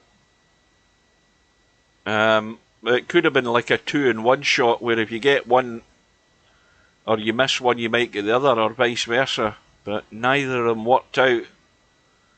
And semi-pro has got his chance. Well, he's nudged into the 5. I don't know whether that's done him any favours at all because he's blocked off with the 8. And he's got a choice of trying to play a safety or play the cut on the 5 onto the 8. Yeah, that was not easy. No way was that anywhere near easy. And then Larry's got a similar dilemma. Does he try and bring the cue ball out for the 6 onto the 7? Or, with the angle that he's got, does he try and come over this side of the 6? He's got an angle to force this across. Come inside the 6 and out for the 6 into that pocket. But he's decided to take the harder option. Now this is lined up pretty good. And if he can just cut that on the right side of the 7, it should go in. He's playing the billiard and he's going to hit the knuckle. Well, again, I'd have been more inclined to play the combo considering that 7 was near the knuckle. And Larry's chance is probably gone in this rack and we should be all square. See, when you see that cue, but that object ball near that knuckle there, you know that you probably be better playing the combo by pushing just picking the line of the first object ball to give that second ball every chance to go in. When you play the billiard like that, if you hit it too thick or more or less full in the face, you're only pushing it onto the knuckle. Right, thanks for joining. See you later. Take care. So we are all square. 3 racks all. Race to 7. The break is dry. Now, again, Larry has a bit of a problem to deal with. Does he play the bank across to the 3? Well, he's been more inclined to be looking for a good cue ball. And it's not bad. It's decent enough. Not difficult to hit, but the problem is it's difficult to get it safe. And Semi-Pro had a good go at trying to nudge the one onto the 3, and he's got away with it big time. And the way these balls are sitting, whoever gets that one ball and can get down onto the 2, it should be a run out.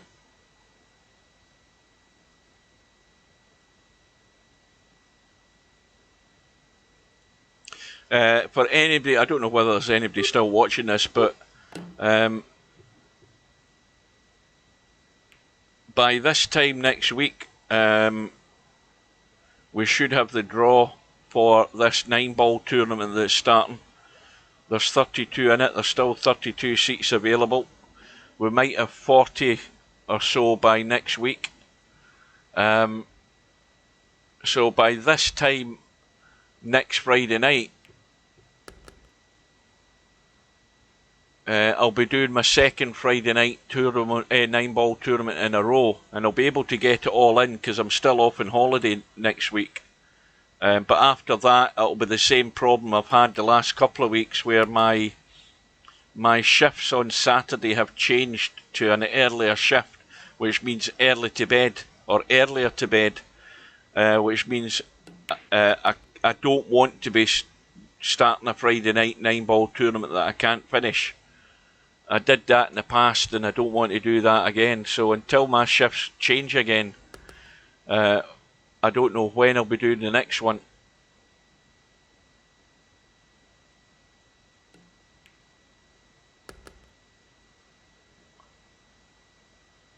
Now, Semi-Pro, he can go on the top side of the 8 to take it long into the bottom corner. If he goes far enough, he's just gone a wee bit short. He'd have been much better out another couple inches. And Snakes has beaten Keyser, who's probably forgot that there's it's double elimination. Snakes wins by the forfeit. And leaving himself that wee bit short in the 8-ball just made it that bit more difficult there for Semi-Pro. And Larry has no alternative but the bank here, and he's 9 times out of 10 he'll get this no problem. It's a good bank. Now he's gone inside the 9, so it's a little cutback, a little tester. If you go to that near knuckle and you get that knuckle first, it ain't going in.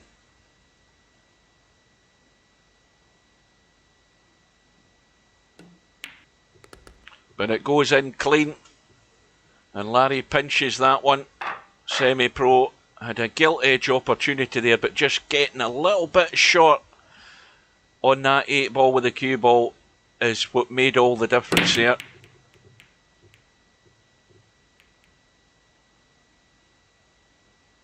And Larry's getting no favours in the break here. It comes up dry, and Semi-Pro has a shot. And he's got a chance to redeem himself, although from this 1 ball he's going to have to work the cue ball to have a shot in the 2.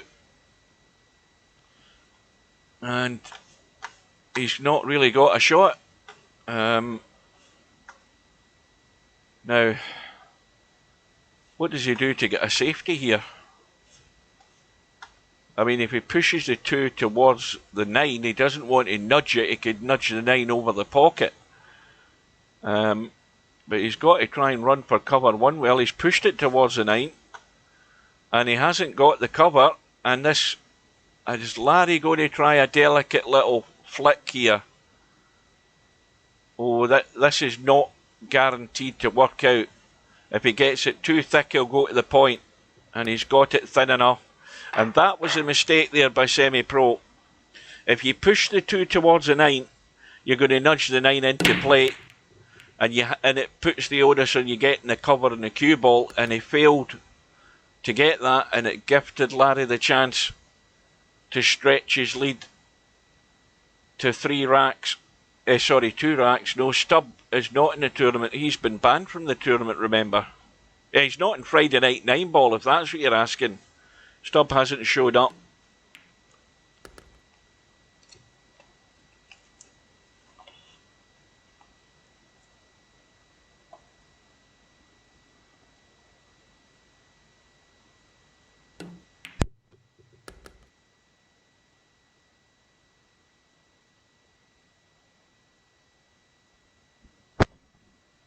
By the way, I asked earlier on, and maybe I missed it in the chat, could somebody tell me if Djokovic won in 3 straight sets, please? Somebody find out. Or whether that guy won a set.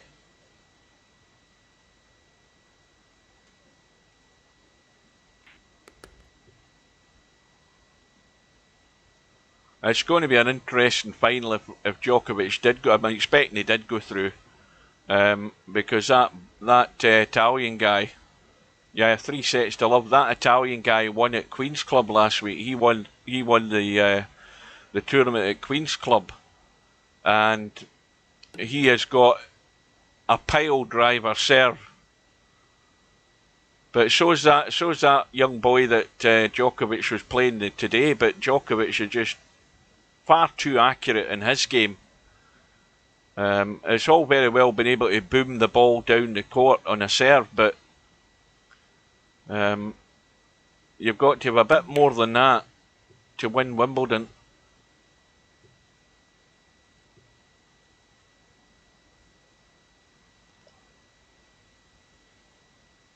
But I think this Italian boy that's in the final, he should be a much tougher opposition for Djokovic.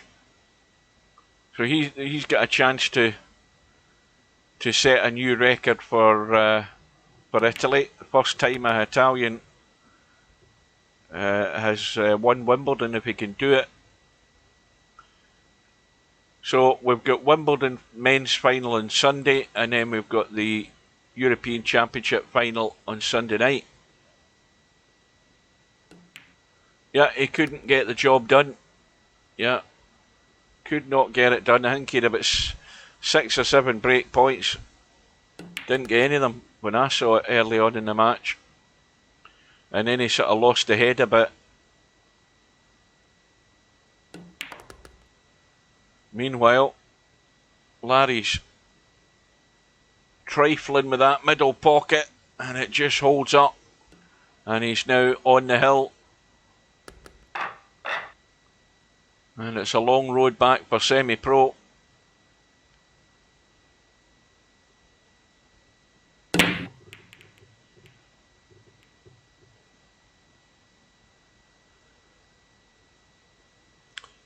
And again, this rack money position for the break, or for the rack, doesn't do you a lot of favours in the break at all. Larry's dry again. Semi-pro once again with a shot in the one. He tried to combo it off the 4, I think. And he hasn't got it. Now, Larry just has to hope he can find the gap off this 1 ball.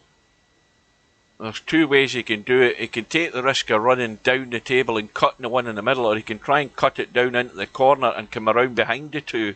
He looks as if he might be doing that. Well, he's managed to come across, but he's going to end up dead square. I thought he would have tried to come... I don't know what angle he had, but I thought he would have tried to go that way and come around onto the 2. He's ended up behind it, so he can push through and lock up the 2, or lock the cue ball up, I think. No, he's gone all out for a cut that he was nowhere near in the end. And semi-pro can put him in a lot of trouble here. Semi-pro might be going all out for the reverse bank, but he can have Larry in trouble.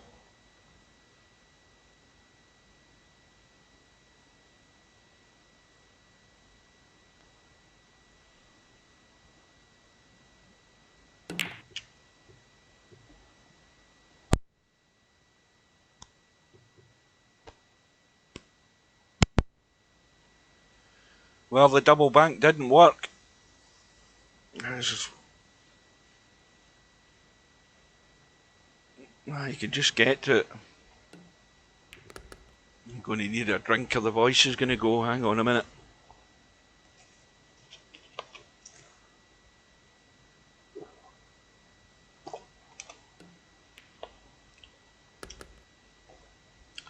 So Larry, with a chance to seal the deal. Now again, he's just gone dead straight and the he can pinch a little bit if he wants to, or he can just come back and take the 5 into that corner pocket.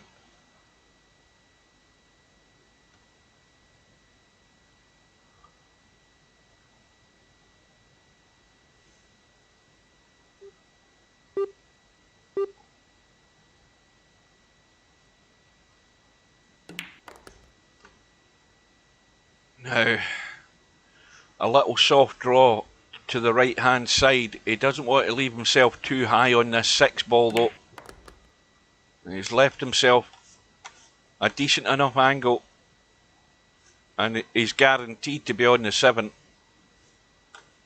And that 9 ball, quick look at the 9 because he doesn't want to be leaving himself any sort of awkward angle in this 9 because that is not quite locked to the rail, but it's tight enough.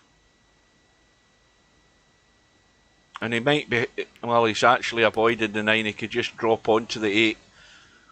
What's he left himself here? He's going to have to play this 9 from a bit of a distance, I think. And the closer he gets to the rail, the easier it will be. So this for the match. And Bedhead wins the final rack decider against Tommy Yu. 4 racks to 3 in the 1 loss side. And Larry goes through by 7 racks to 3. So we're well on in the tournament now. We've got, well, semi-pro is through. That will update in a second. Well, it'll update better if I change the time on it, change the delay on it. If we move over to the 1 loss side, well, that's going to update as well.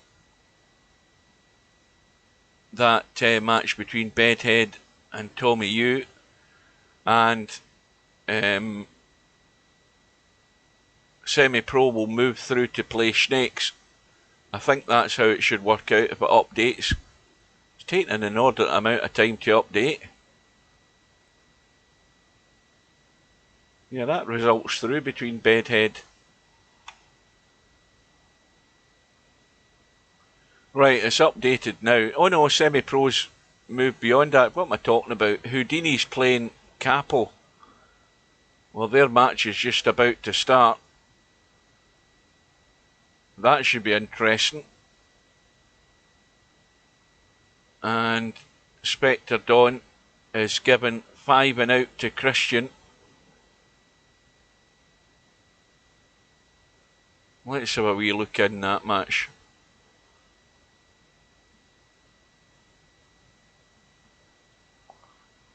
And Christian's now 2-1 up.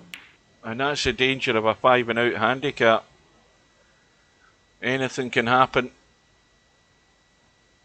And Christian has got Spectre Dawn hooked, although plenty of room to jump.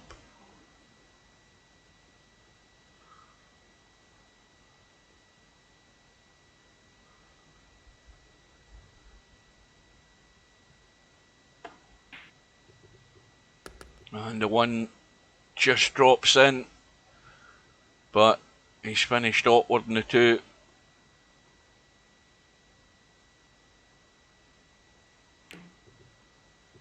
And just looking to get distance. Well, if I was Christian, I'd be slamming that 2 with the amp on and slamming into the 8 and the 9 because that's a combo. And he's not even looked at it. He's tried to play a 2-6. I would have slammed that every day of the week. Look at the 8, no, it's not. See, when you look at it from that side. But if you got the 8 in the right way, you could still knock it in.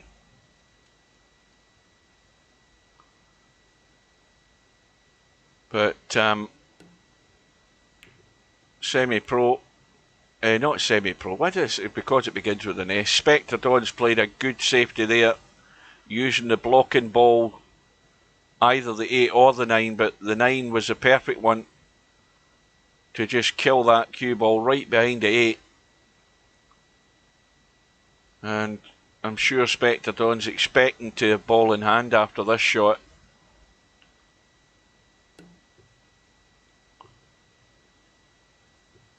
And so he gets his reward.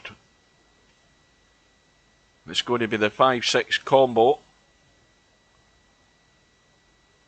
after the 2 and the 4.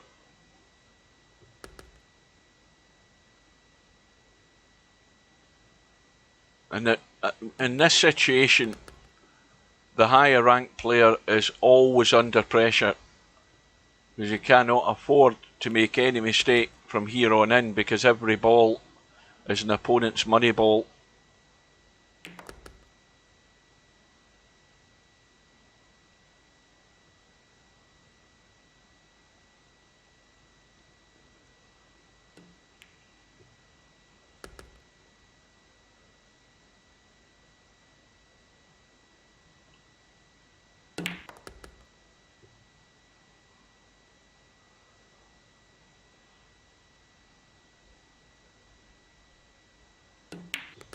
So we're all square.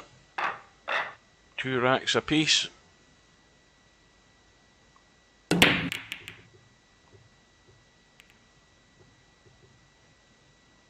Spectre Dawn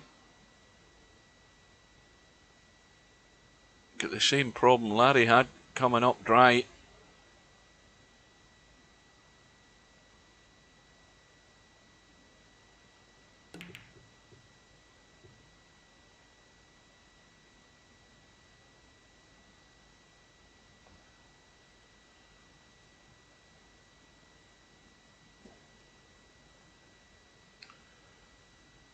I played a guy earlier on in the week. I went into a room that was 4-ball caroms, and this guy's name is Mr. Maximus, and he's got a US flag, and he was 2000 and whatever it was, 2020 or something, rated in 4-ball caroms. And I thought, oh, I'm in for a pasting here. A race to 50 it was, and pretty much every single shot, and I think he won. It was a challenge room, in fact, so he got first innings, and I think he got about 8 points in the first innings. Every single one of them was a bang. All he did was bang the balls, get the cue ball running, and he was running into the other ball. And he did that the entire match. And when I was getting in, I was getting 7 and 8.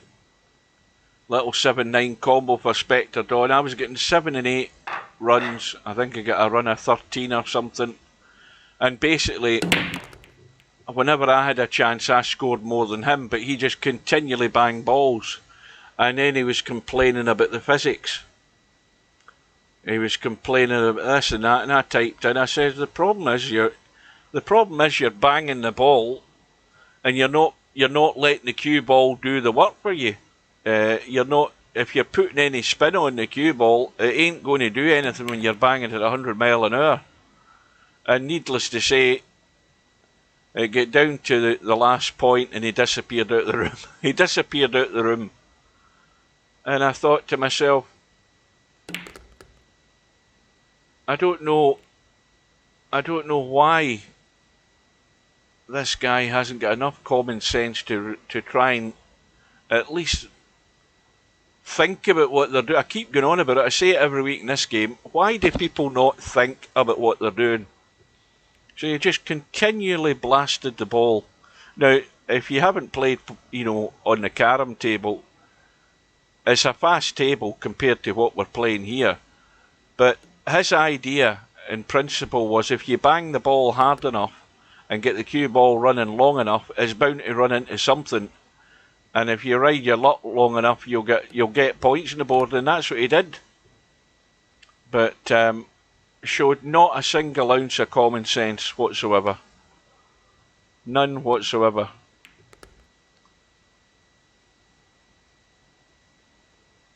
And I was expecting to be pasted. And I hardly ever play the game.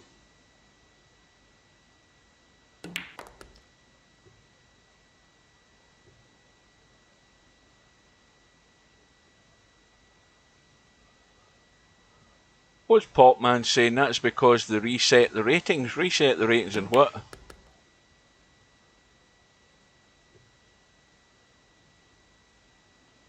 No, I haven't seen any pictures. And don't put a link in here because I won't see it.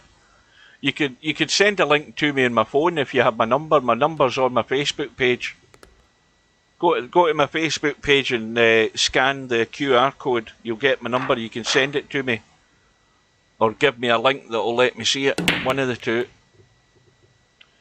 So, Spectre Dawn from 2-1 down, comfortably into the lead by 4 racks to 2.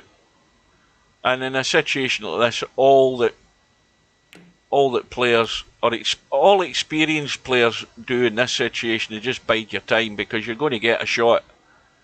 You just can't do numptiness. You're going to get plenty of chances, and if you get enough of them, you should be winning every rack.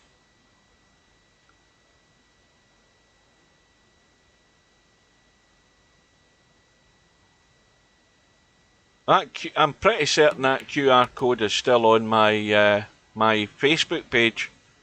It may well be scrolled down a wee bit, but it should be there, and that's got my phone number on it. Oh, I had a hilarious phone call the other day, by the way. My house phone, I have Call Guardian on it, on the cordless phone in the house. And I basically don't use it now. I use the mobile phone to phone everywhere now. I don't use a house phone at all. But I had left the Call Guardian off because I was expecting a phone call from somebody, and I can't remember who it was, but I took the Call Guardian off so they wouldn't get messed about, because unless I know you, you won't get through to me, and it gets rid of all the crap phone calls. And so I had taken it off. The problem is I'd forgot to put it back on. So the phone rang yesterday. I think it was yesterday morning, and I looked at the display, and it said unavailable. It wouldn't tell me the number. No caller display. So I lifted it and I listened to it, and it was a message, and it says your Amazon account or something, this, that, and the next thing, has been charged £70 or whatever. See you later. And I don't even have an Amazon account. So I'm getting spam phone calls again. Just one got through because I didn't have the Call Guardian on. When I have that on, I get absolutely nothing.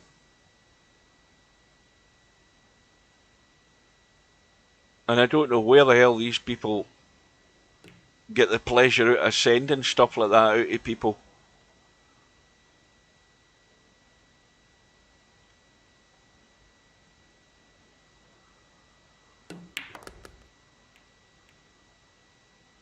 So Christian, well, just a roll in the 2 and a roll in the 3. Well, not so much a roll in now. He wants to be drawn back off this if he can, to have some sort of shot in the 4, but he doesn't want to get too much juice into it. Well, he's gone for the big heave-ho. It's going to bounce back down, but he'll have no shot in the 5. No, this was an automated thing. It was just an automated message thing, and it says I was hardly listening to it. All I heard was something, Amazon account £70 has been charged, and I thought, that's good.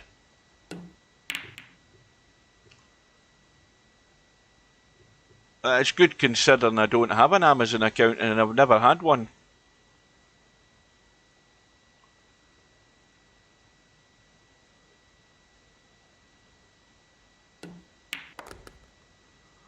Well, Christian's chance has come and gone. Now, Spectre Dawn, what does he do here? Because if he wants to go up top side on the right hand side, he needs to avoid the 8 ball. And he's played the little stud. That takes the 8 ball out of the equation.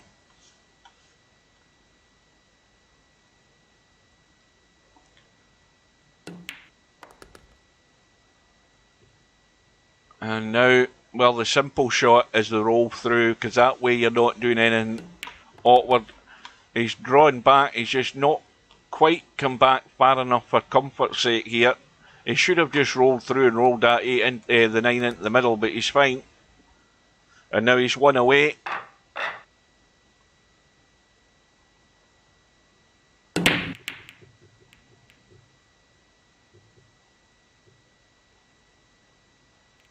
Well, I'll tell you, go into any of the phone, get into the Argos or wherever, and get a BT phone that's got Call Guardian on it.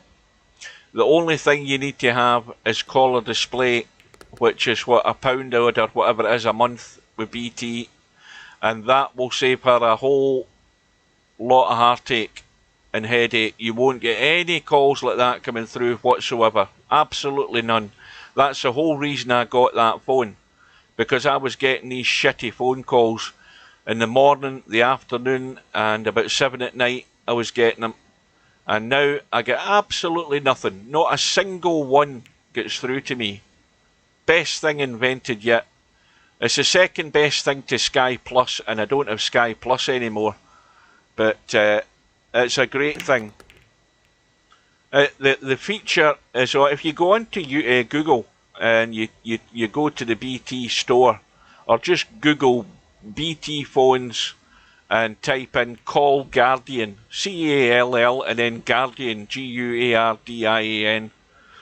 Best feature on the phone, and I can guarantee 100% she'll get nothing coming through to her other than people she knows and people that she allows to come through to her. Because once you get a call from somebody where you've got their phone number, you can then add that to your phone book and put their name in if they haven't already given you it.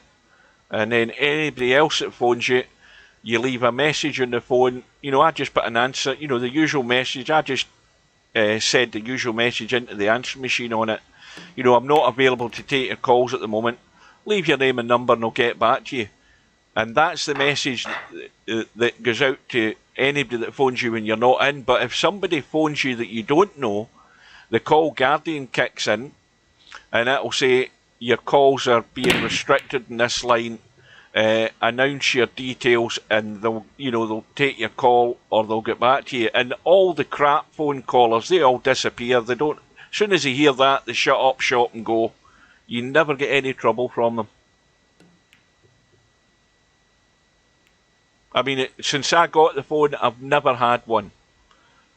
Once that feature is up and running and functioning and you don't switch it off, you'll never see the light of day again. They'll never bother you at all. But anybody that you don't know on the phone, for nothing, for anything that you have in the house, if you don't know them and you weren't expecting a call, you don't do anything over the phone. That's a simple rule. Unless you specifically, unless you're the proactive one that's doing it and you're phoning somebody that you know you want to phone. Anybody phoning you and asking you for any sort of detail, you give them nothing. You say send it in a letter and I'll deal with it. You don't do anything over the phone. That is the golden rule. I mean, I pay my Visa over the phone. I've done that from time to time, but then again, that you're through to the right place. But as I say, if somebody phoned me up and says, "Oh, we have a problem with your bank and this and that, do this and that," I'm not gonna fall for that one. But as I say, people of a certain age will trust people, and that's the problem with this world. If you get anybody that's elderly, the problem with them is they grew up trusting people. I mean, there's a policeman today get jailed for murder, for abducting a lassie and raping and murdering her, and that's a policeman. Well, what's the country coming to? No wonder Cressida Dick was on apologising outside the courtroom. And because he was found guilty and sentenced, or found guilty, he's not been sentenced yet, they revealed some more details about the guy. Seemingly he's been a flasher as well while he was a policeman, and more than once. I mean, come on. Unbelievable.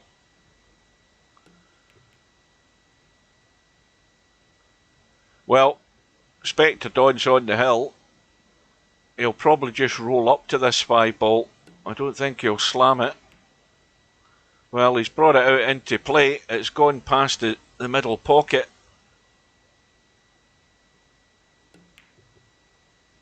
Oh, there's going to be I'll tell you something, there's going to be a serious investigation into what's going on at the Metropolitan Police with what was revealed today in the news. Obviously that was kept quiet because it was still an active case, it was still a court case, it was in progress, but you know, once he'd been found guilty, the BBC person that was at the court could reveal that bit of evidence that none of us knew. It's unbelievable hearing that. Well, Spectre Don made the mistake there by hitting that 5-ball too hard and bringing it into play. And in the end it did cost him. And Christian back to within 1. But the break is dry.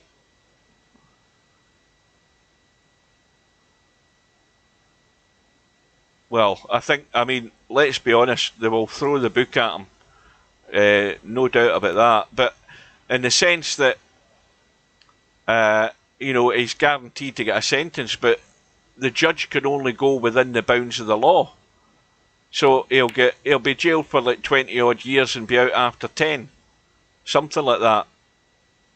It's the same as any murderer would get. I think that's the way it sort of normally goes. You know, good behaviour, he'll be out.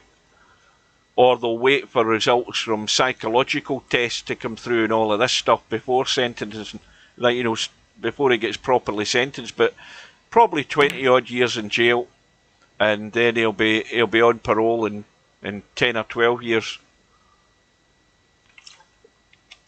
And see what else I read in the text the other day, the teletext. Angel Cabrera, the Spanish golfer, or is he Spanish? No, is he? Or is he Argentinian? I can't remember. He's been jailed for 2 years for beating up his girlfriend or his wife. That just came out of the blue.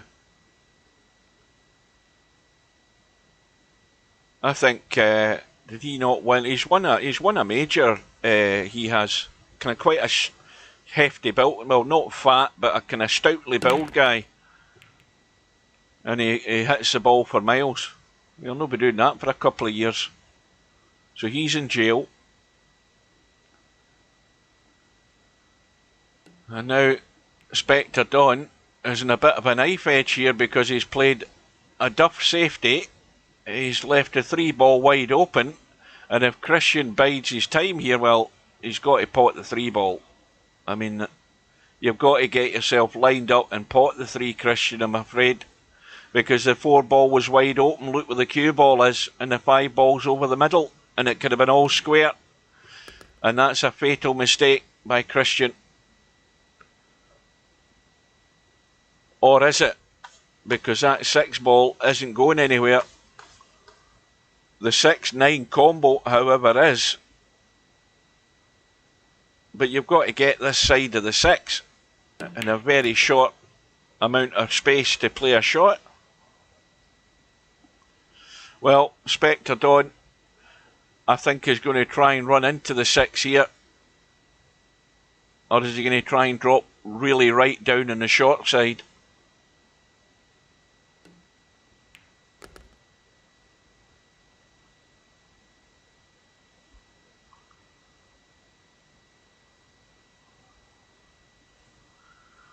I would imagine that that's all in the small print, is it not? Not that I've got a private landlord. And I suppose the rules in England will be a lot different from what they are up here.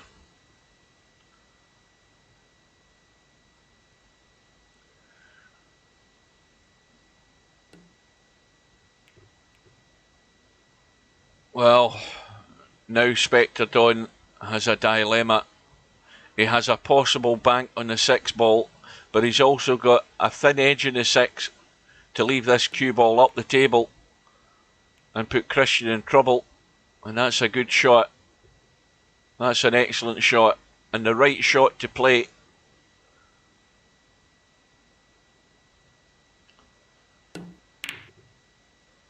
Oh, the 6 ball thought about it.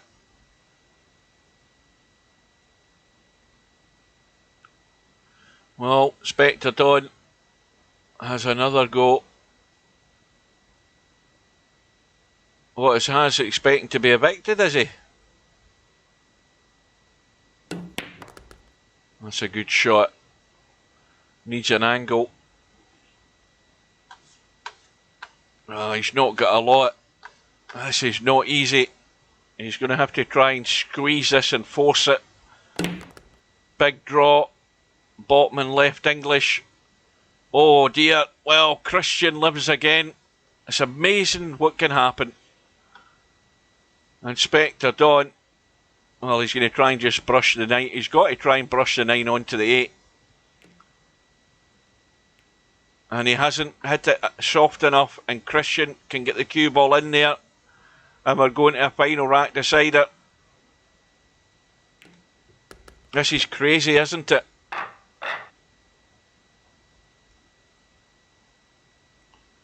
That'll all be in the small print, that one. Well, the thing is, if it's not, then he wants to get a hold of a lawyer, pretty sharpish.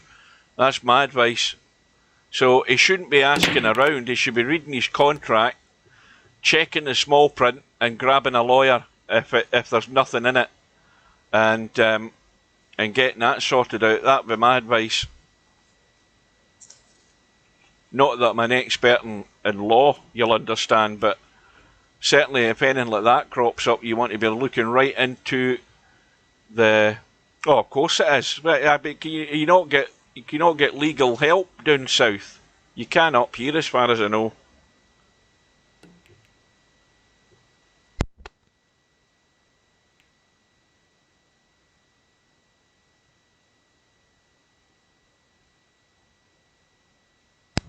Because these lawyers, they're robbing bastards. You want to use them as a last resort, but if it means getting chucked out your bloody house and home, then you need to go to Citizens Advice. Well, there's another thing. Citizens Advice bureaus, you must have them down south.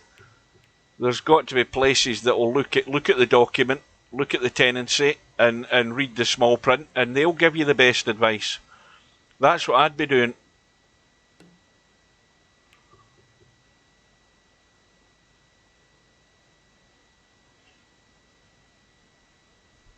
What I wouldn't be doing is setting the place on fire and losing the head over it.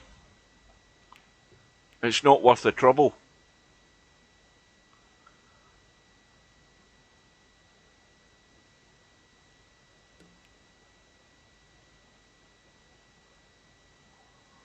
What, are you thinking of getting thrown out your house as well, Slim? Good evening, good afternoon.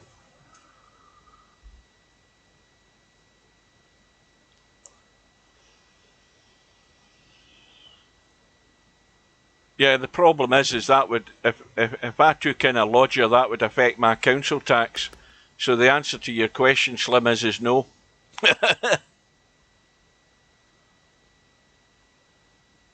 Yeah, you got to speak. There's plenty of help out there. You've got to get that first before anybody panics.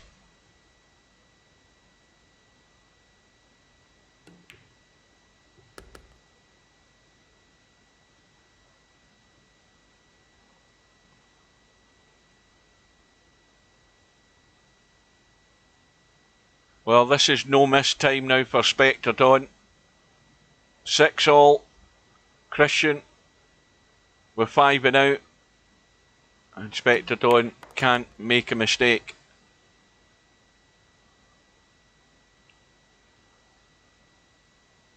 And he's got to leave the angle in this 6 ball to get out into the table. And he's got the angle. He's got no problem there.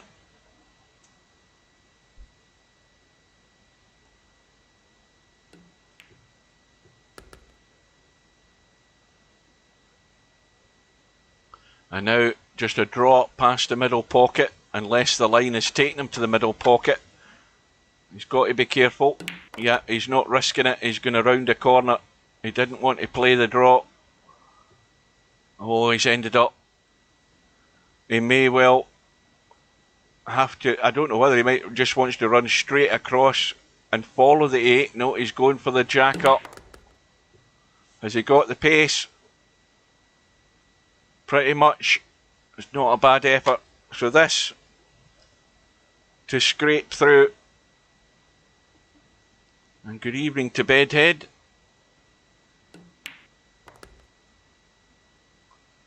So Spectre Dawn marches on. Right, now we need a little update here to see how things are going. Let's have a quick look. Well, Semi-Pro is sitting there waiting on Capo against Snakes. Snakes is 1-0 up on that one-loss side match. And, well, Bedhead is just about to play Christian in the one-loss side. And on the winner's side, the hot seat match we're about to watch is between Larry and Spectre Dawn. And we'll get ourselves in there. I think they're probably lagging off. Oh no, Spectre Dawn's probably gone to the bathroom or something. Maybe getting a drink. Well, when I say going to the bathroom and maybe getting a drink, I don't mean going to the bathroom and drinking out the toilet bowl or anything like that. He might have done it either or. That's what I meant to say.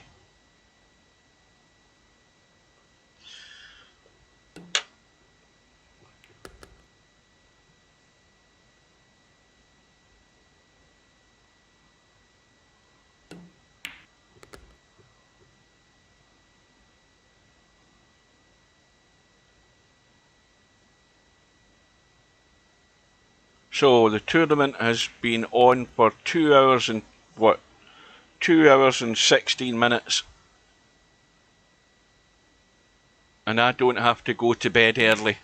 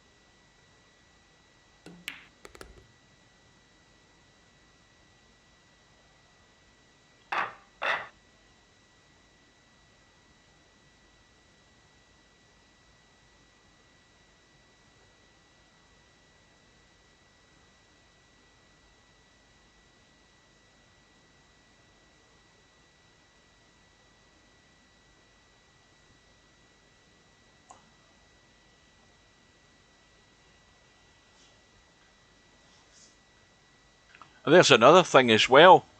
I don't know whether this news travelled down south. What about Lee Griffiths of Celtic? I mean, he's got a police investigation going on because of things he's been saying to this underage girl. Unbelievable. I don't know whether it was social media or something he was on or whatever, but my goodness me. But imagine a professional football player in his position even leaving himself open to something like that. He's maybe been set up, for all we know. But you've got to be careful.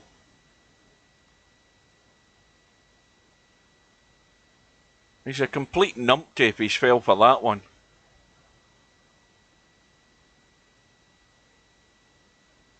He might have just ended his Celtic career, even though he wasn't really in the first. Well, he was in the first team last season, but he was hardly getting a game. But he's definitely lost a screw if he's up to that kind of stuff.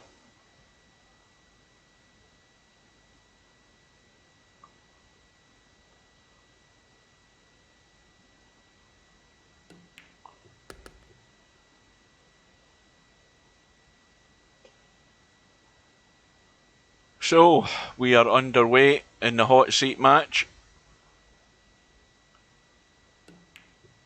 Larry at the table. Now, he's a wee bit short in the 5 ball here. He needs to avoid the 8. He's just the wrong side of the 5. And he's fine. Little bit of inside to check the cue ball. Push it away from the 8. And the usual problem is getting off this 8 ball when he pots it and coming down here to about here. He doesn't want to go here on this 9. It looks so easy, so it's all about having a little angle on the 8 and getting the pace right. This is a no-no. This is where he wants to be. Either side of the table. Somewhere just past the middle pocket or thereabouts.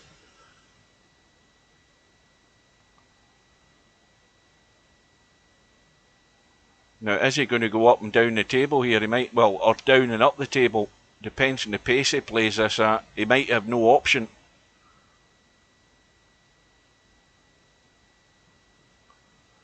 Now he needs to miss the 9.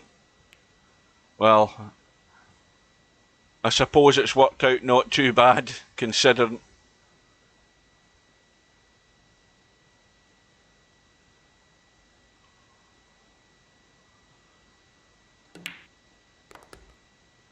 So, Larry off the mark, and he's hoping for a ball and a shot, because I haven't seen him get one yet. Well, he did in the first rack, didn't he? But I wasn't looking, I was busy talking. 8 ball in the break. And that little nudge has put the 1 ball into play. Everything on. Now a little stun. Has he got enough room to... yes, he can... I think he can just tweak it past that 2 ball. And miss the 2. And he's taking his eye off the 1. Playing the stun. And he's hung it. Crazy how you can miss these shots. He just had to make sure he wasn't running into the 2. And he geared it up for the little stun past the 2. And he's pushed the 1 into the jaws. You can't take any liberties with these pockets. And he's got away with it because Spectre Dawn has... well, he kicked the 1 in because it was probably unmissable, but he's ran into the 2 and it's stone dead.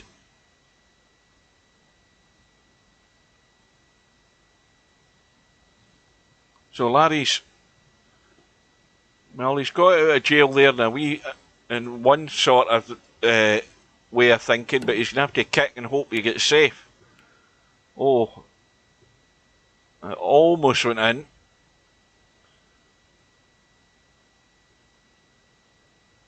Good evening.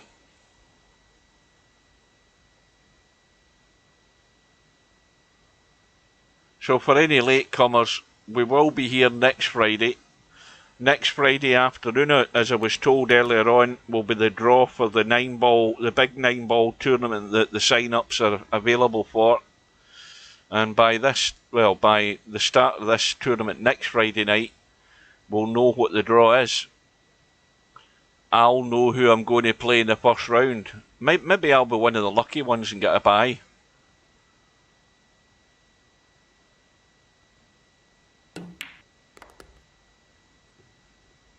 Oh, good evening.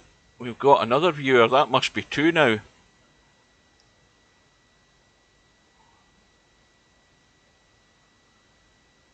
So, Spectre Dawn. Wrong side of the 4. Now, the other problem, of course, is that 9 ball. Now, does he get right into this? He's going for the big spin around the table. But the problem there is he had to draw and spin that to create the line to go around the table. But he's found a way to scratch.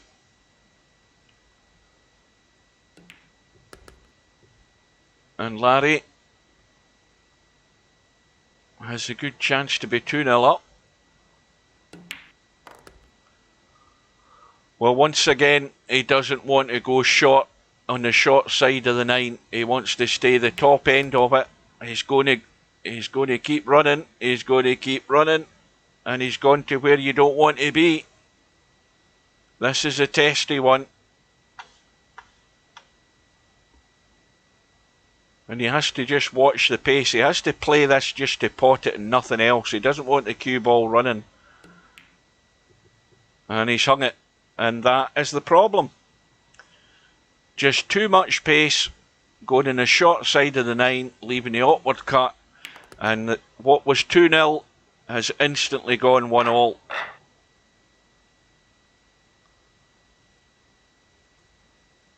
Anywhere in the top side of the 9 he was fine. But he's ran on 5-6 inches too far.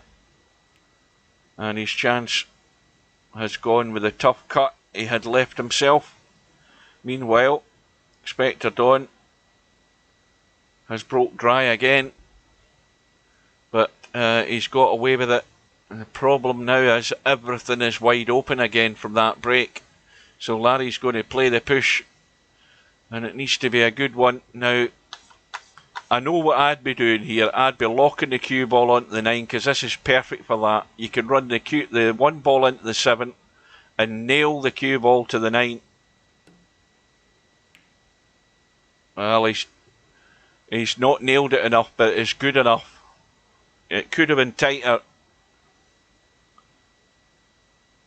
Does Larry think he can go over this? Yes, he does. You've got to get them tighter. And he's made the cut, but is he going to have any shot? No, he's not. And that might well have backfired on Larry. Because, as I say, everything, look at the table. Everything, with nothing to impede them, is on. Oh, this is going to be lucky. And the 4 gets kicked in from the 3. And once again, though, Larry's hooked. And he's going to have to dig out again. Well, he's had a fair practice at these short jumps, so he should get this one. Oh, he's managed to squeeze it in past the 3.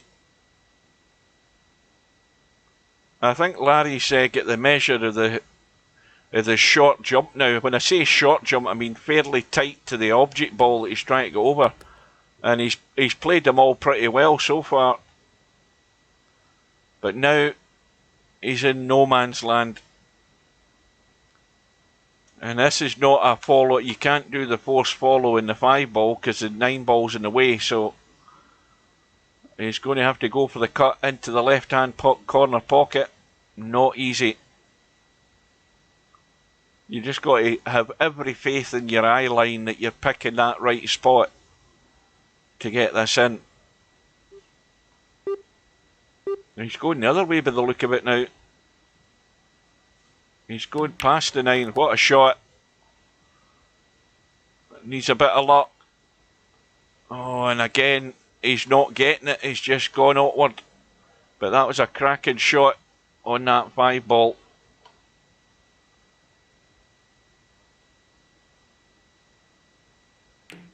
No, he's overcut it. How's his luck this time? Well, at least it's tough because, again, Spectre Dawn's got to dig right into this big time to get this cue ball across the right side and down to this bottom rail. Oh, that's a good shot. That's well controlled.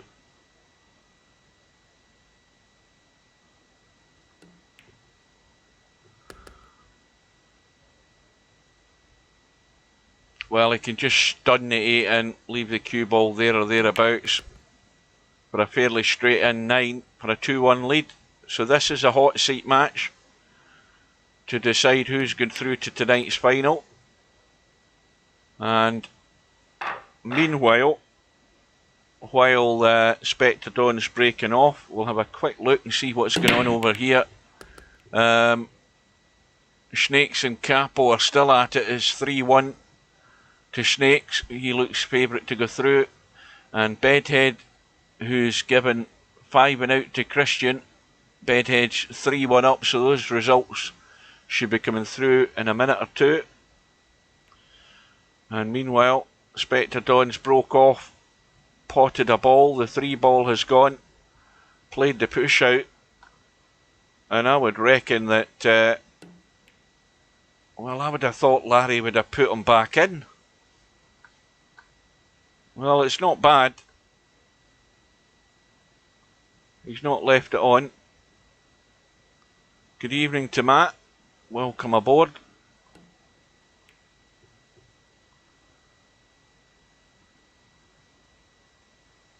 Right, while this is going on in the early stage of this, let's do a quick check here. Hang on a minute.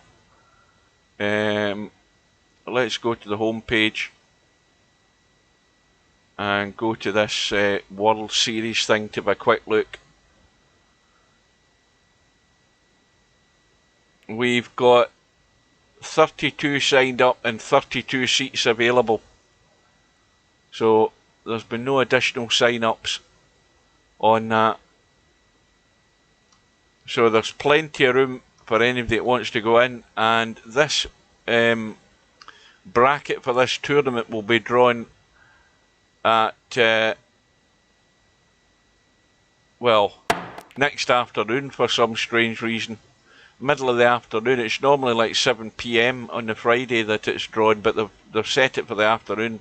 So we will all know what the fixtures will be by next week's Friday night 9-ball, which I'll be here for, and then that'll be my last one until my shifts change again, whenever that might be. I don't know. But in the meantime, while balls have been potted, we'll get back to the match.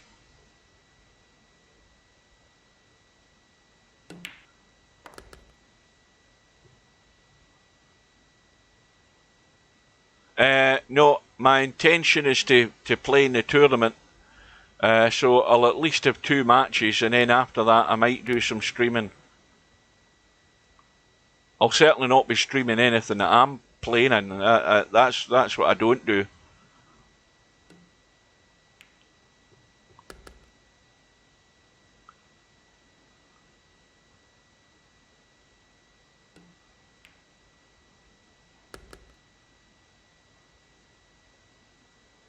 So Spectre Dawn in Bedhead territory, an awkward 8-ball. And it goes on the right side of the pocket, and he's going to open up the gap.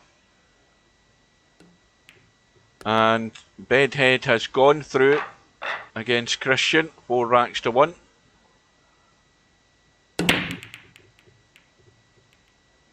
And Spectre Dawn comes up with a dry break, but look where the 1 ball is. It's stuck against the 4. Nothing doing there. Now Larry looking to just brush that 1.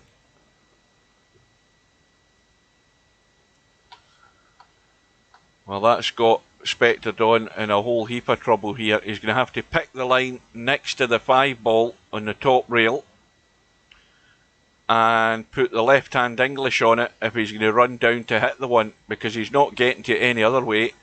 But the guesswork is in the English that you put in the cue ball, because you get plenty of room to get to the cue ball to play the English.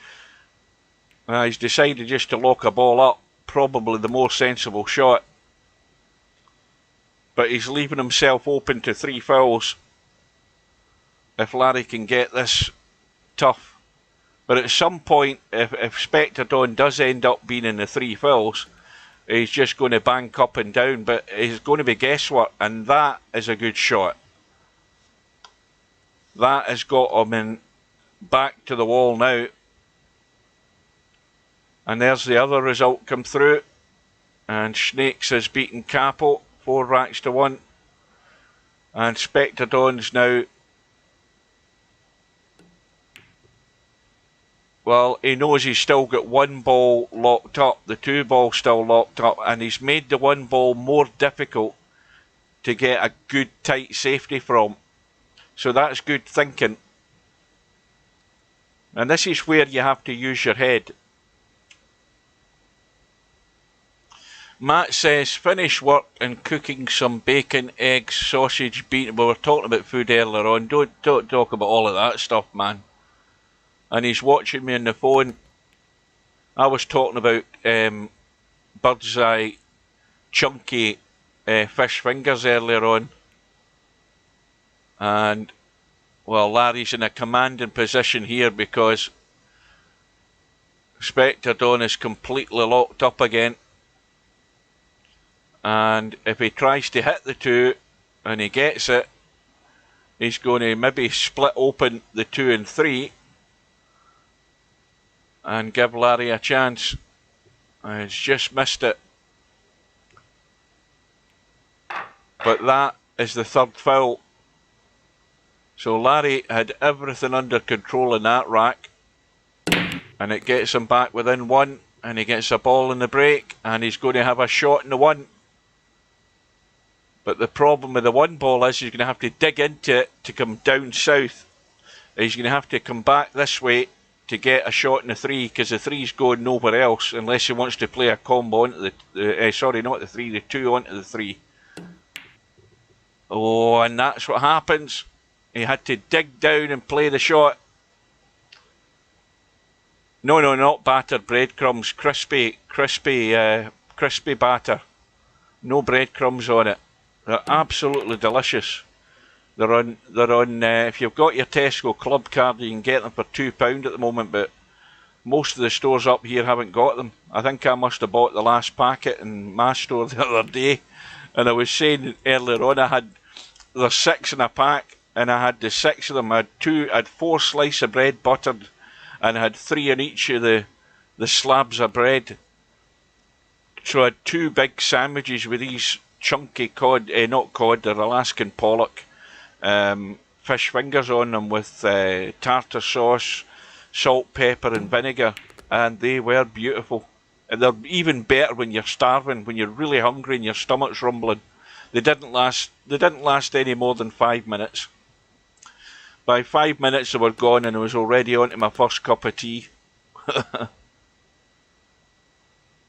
No, believe me, the Alaskan pollock, the flavour in the batter and everything, you wouldn't know it wasn't cod. Because I assumed they were cod.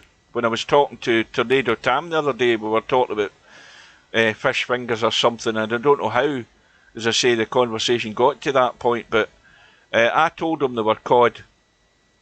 And then when I looked at the box when I got them the other day, I found out they weren't. They were Alaskan pollock, but they're beautiful. Nice tender fish. And the batter's a nice flavour. And they're brilliant on a slice of bread. Well, more than one slice of bread, it has to be said.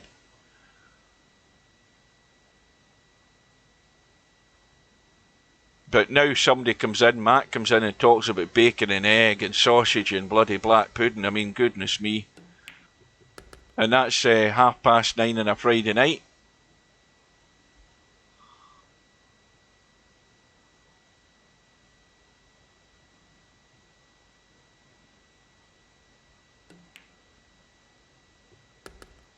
Well, Spectre Dawn is going to open up the lead again.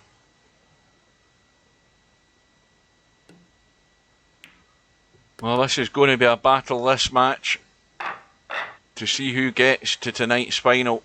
And then the other problem is, you've got Bedhead over in that one loss side, looking to cause damage. And Spectre Dawn's breaking and potting balls all over the place. Well, there only was 2, it felt as if a lot more went in.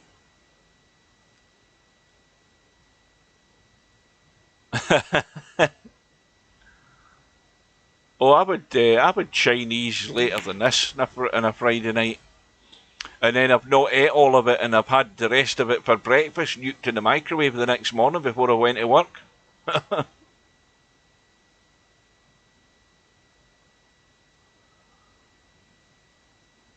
Well, I still don't think. Have you ever seen the little skit that what do you call him, the pub landlord? He does about bacon. About how bacon the bacon is the saviour. You cannot beat the smell of bacon. I don't care what anybody says. Even if you're a vegetarian, there's not a vegetarian walks this earth that cannot walk past somewhere that's cooking bacon and say that smells delicious. And they're just cutting their nose off to spite their face by saying they're a vegetarian, that they would never touch a bacon sandwich. If you watched the video on YouTube, if you watched what's his name? I watched that video the other week there. What's he called? Oh Christ Almighty! I was talking about him earlier on. Captain Slow,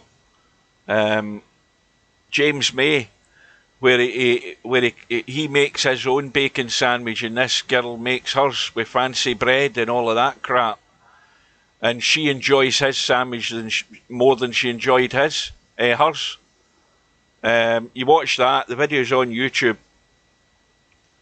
I don't know whether it's called the perfect bacon sandwich, but if you just type in James May, you'll see him making his, and hers. She's making hers with the way they do it and the way he does it, and his turns out better because it's just a plain and ordinary, simple bacon sandwich. And I'm telling you, I was slavering watching it.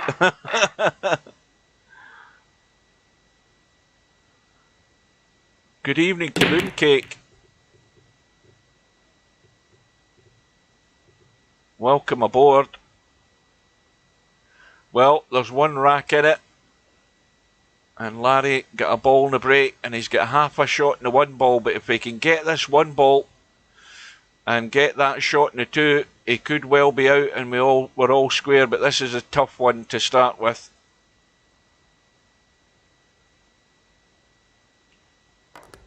That's a good shot. Excellent shot to start off. No excuses now, Larry. I'll have a quick drink if I can find my bottle. Where's it went?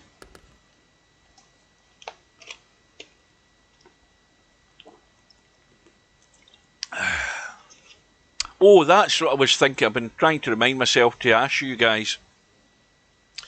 I think Popman mentioned it either last week or earlier on in the week when I had mentioned it.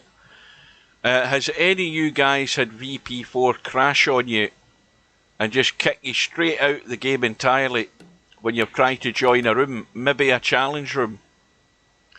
Because I had it happen one day where the game just shut down and that was it. I was gone and I had to restart it. And then a couple of days ago the same thing happened again. I just tried to join the room and VP4 just dies and you're back to your desktop. And then of course when you start VP4, it then comes up saying do you want to start in safe mode and all of that crap. This is because it's obviously an unexpected shutdown. Well, I've had that twice now, and I'm sure Popman said he had it happen, or somebody said they had it happen, and I'm sure that if there are more players where this has happened, when you've tried to join a room, I'm not sure 100% whether it's a challenge room or not, but if it's been happening recently to players, you need to let us know, because you need to tell Steve about it and get him to look at the thing, because there's definitely some sort of intermittent problem there. And my VP4 was only reinstalled a couple of weeks ago, because remember what I was saying about having lost the password. You know, the password not saving in the login screen for online. And the only way to fix it is to just do a complete clean reinstall of VP4, and I'm fixed again, I'm sorted. But so it can't be the fact that I need to do a reinstall of VP4. There's obviously a bug somewhere in the online that is intermittent. And if more players say that it has been happening to them, then we know there is a genuine problem.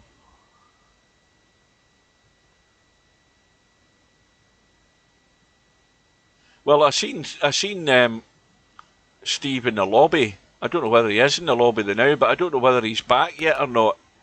Whether he's maybe in on his laptop while he's away hiking up the mountains. He's been away for about 3 or 4 weeks, so he should be about back. Well, I had another Windows 10 update last night.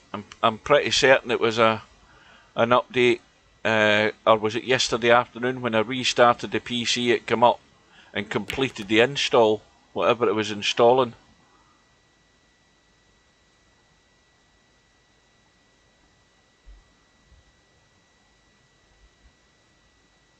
But it is one thing to keep your eye out for. If you get it, you should let us know so we can get him told.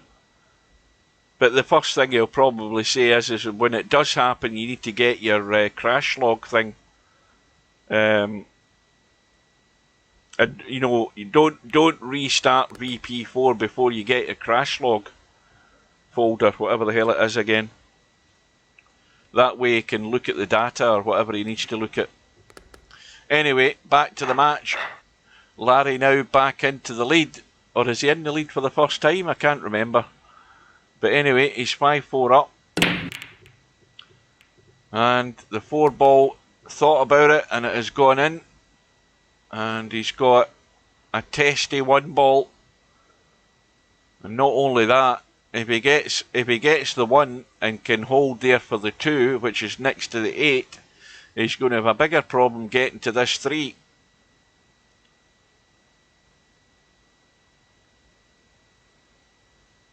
Three right down in the bottom rail, guarded by the 5 ball.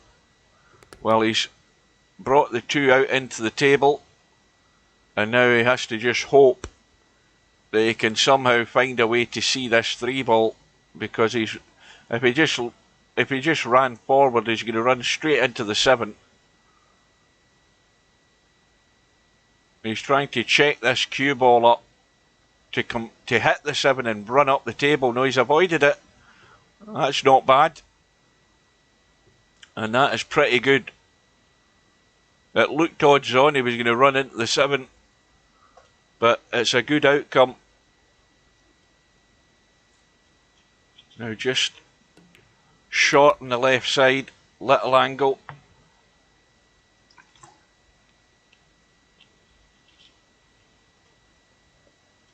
Well, pretty much as straight as he can in the 6 would do it, because then he can just roll it in. Leave the angle in the 7.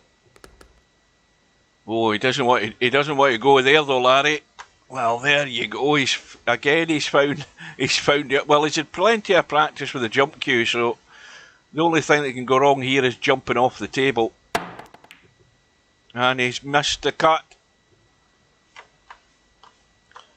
Oh, well, I don't think Spectre Dawn can refuse to try and cut this, but what sort of shot is he going to have in the 7?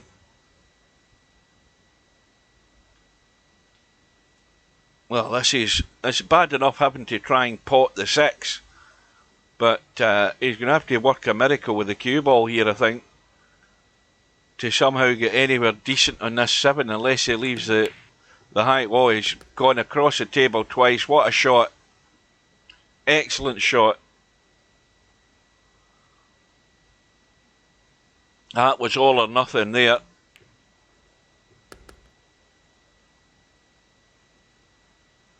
And it looks as if he's straight enough just to run through for the 9. And there's the result. Semi-Pro marches on the 1 loss side. So you get Semi-Pro and Bedhead kicking around there in that 1 loss side. And Semi-Pro through by 4 racks to 0. And now Semi-Pro is playing Bedhead on the 1 loss side. So one of them's going to have to go. Meanwhile, we're all square in the hot seat match.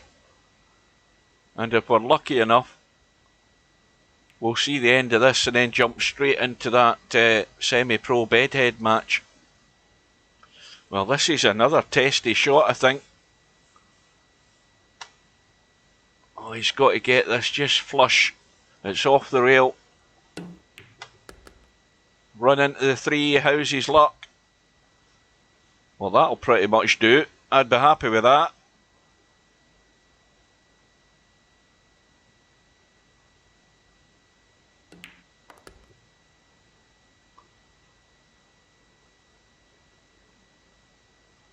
Well, again, it's got to be anything but straight on the 5. Well, there's enough angle. He's just going to have to punch this in to get that cue ball out, and he needs to go far enough. Well, he's chose to run it, which is probably the better idea because it gives him enough room to manoeuvre. Now, I think he can squeeze this in. Has he got enough room to hold that side? I think he can. That'll do. And so, Spectre Dawn has turned the tables on Larry. He's now on the hill with the break.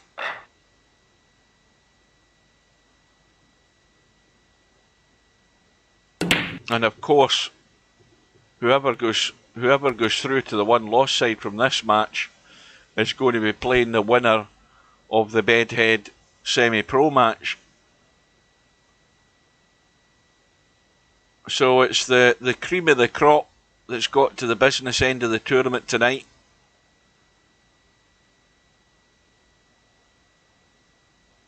And, well, we are 2 hours and 50 minutes into the tournament.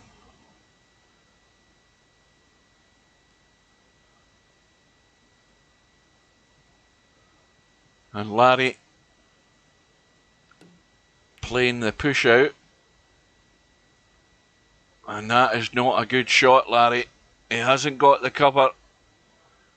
And Spectre Dawn has the cut on the 1. Of course, he's trying to play it gentle just to keep the 3 in play. Oh, he might have gone too far. And he's blocked off by the 6. Now what does he do? Line up the combo. And he's got it. And the 3 is still in play down the rail. And that was a poor one from Larry. Didn't get the cover. And that could be the fatal blow to Larry's chances of going all the way tonight. Although he's, as I say, if it happens to be, he'll get a second bite at the cherry.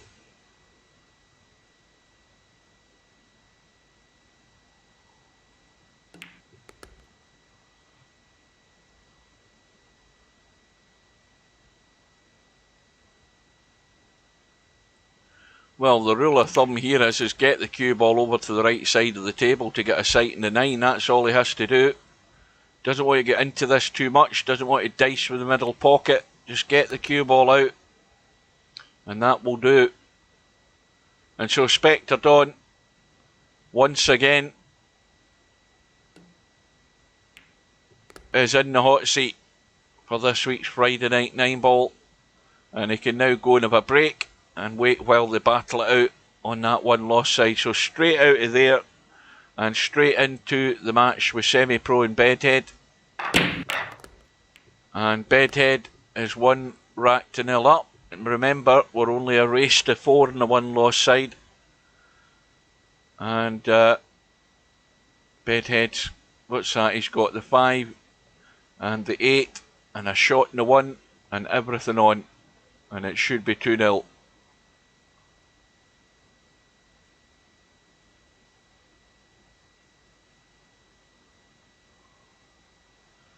Putting the inside English on the cue ball, or inside left, or left hand side, whatever way you want to pronounce it, to just straighten the cue ball towards the 2. Oh, he's hung the 2, trying to run the cue ball around the angles to get up for the 3, and he's forgotten about the 2 ball. And Semi-Pro lives again in this rack. And it's going to be the big draw. Oh, where's the cue ball going? Oh, he just got away with it. Heart in his mouth there, thinking he'd blown it big time. And Bedhead's blaming me again.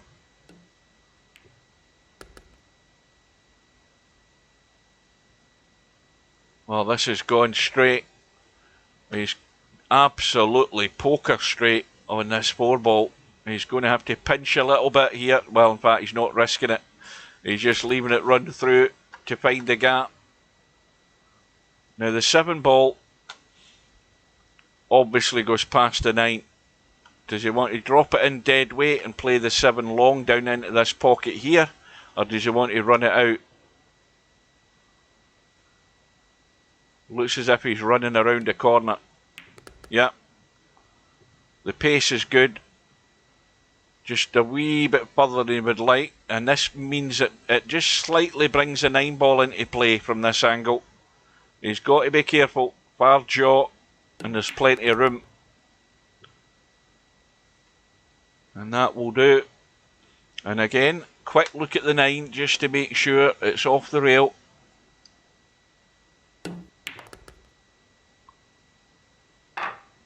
You're kidding me on. His son was a boxer as well. What the hell happened here? I mean, he was a rising star in the boxing ring, wasn't he? His boy. Oh, Chris Eubank will be devastated. Wasn't it drugs or anything like that, was it?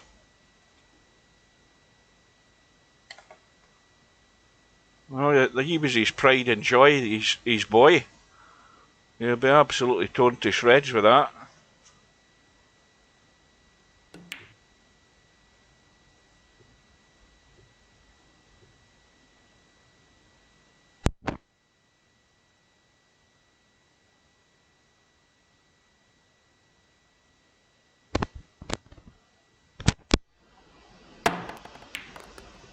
In fact, I'm sitting here thinking, I forget I've got a bloody phone. I'll go into the BBC website, see what it says.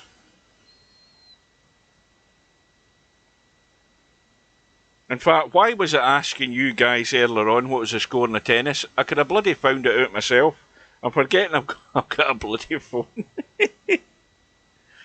Oh dear.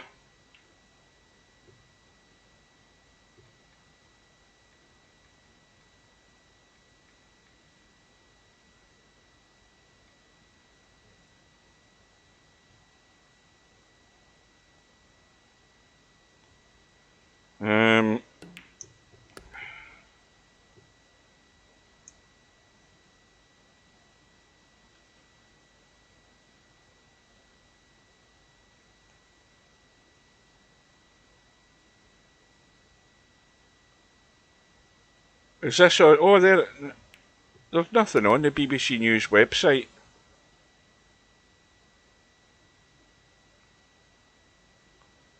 Where did you see that, Potman?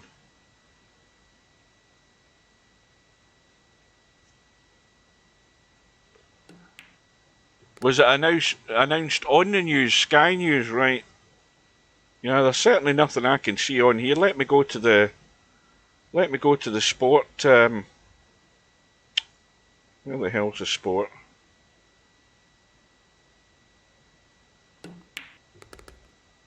Ah, right. Wait a minute.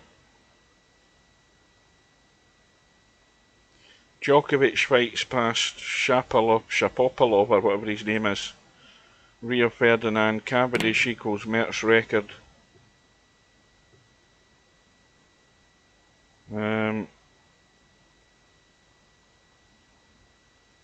Semi-final showdown, blah blah blah blah blah blah blah. There's nothing on it nothing in the BBC Sports website either. This must just be breaking news that you're talking about. Right, well, let's go to Sky then. If I can remember how to bloody get rid of this thing.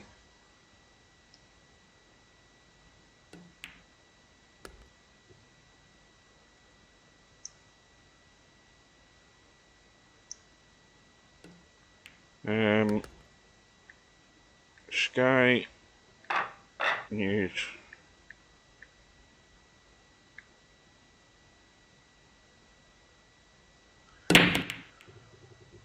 Bedhead, 2-1 up.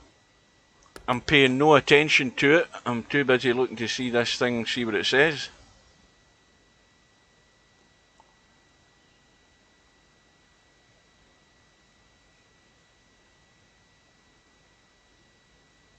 Oh aye, Chris Eubank's son Sebastian Eubank found dead. No, is Sebastian his how many sons has he got? Because that's not his boxing son, that one, I don't think. I'm pretty certain it's not. It must be. He must have more than one son, because I'm sure his boxing son his name doesn't start with Sebastian. Somebody can correct me in that if I'm wrong, but I'm pretty certain it's not.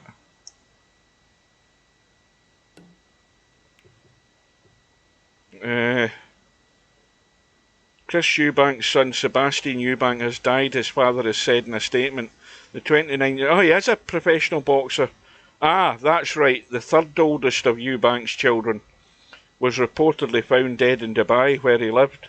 Eubank Sr. paid tribute to his son, saying he was a deep thinker who liked to challenge and accepted wisdom. Sebastian Eubank pictured during a bout against Camille, whoever that was. Never did I imagine I would write these words or experience the feeling now I have at the loss of my son. My family and I are devastated to hear of the death of Sebastian just days before what would have been his 30th birthday. He leaves his wife Salma and son Raheem, born just a month ago, his mother Karen Meadows, brothers Nathaniel, Chris Jr. Chris Jr.'s the well-known boxer, Joseph, and one sister Emily, and countless relatives and friends. Well, there you go.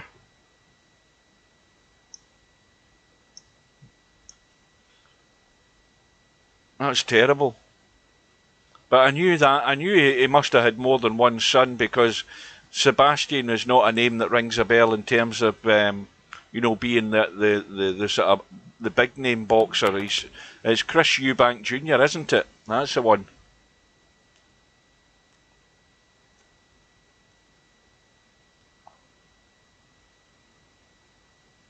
Anyway, back to the match. Bedhead with a big draw off the 4, the roll through in the 5, the roll in the 6, and an angle on the 7. That's what he must have an angle on the 7. And that will do, because then he can get off the rail and get out for the 8. And he doesn't want to be straight like that though. And it's dead straight. And now it's all about controlling the pace of this draw shot.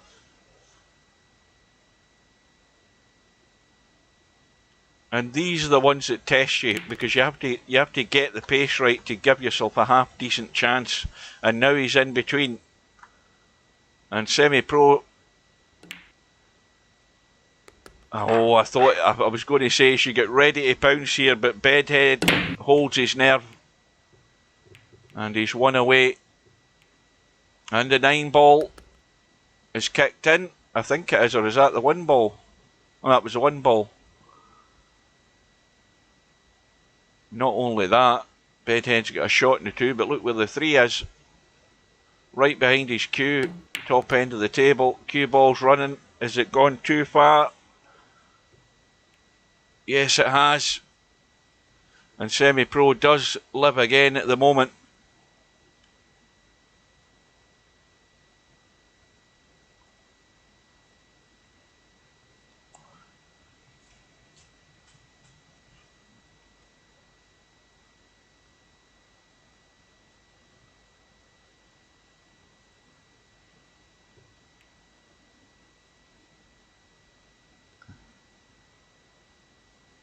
Ah, now that's the first time I've heard anybody use a fly as an excuse.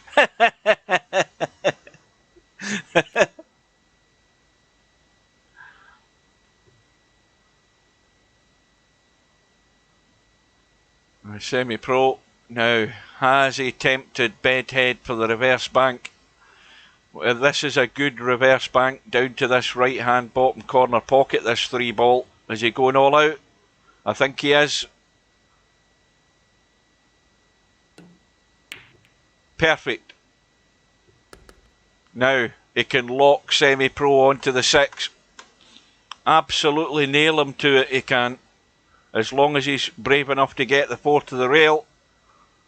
And that will do very nicely indeed. You ain't getting much out of this. You've got to use 2 rails. Or can he get past it? Yes, he can. I thought he wasn't tight enough. And he's fluked to 4. Amazing. Oh, he can have Bedhead in trouble now. Well, it's amazing how one shot can turn a game. Now Bedhead is up the proverbial without a paddle. He's got to get really lucky here. Semi-Pro hanging on by the skin of his teeth here. And it's an easy 5-9 combo with ball in hand to get one back. And Bedhead can't blame me for that one.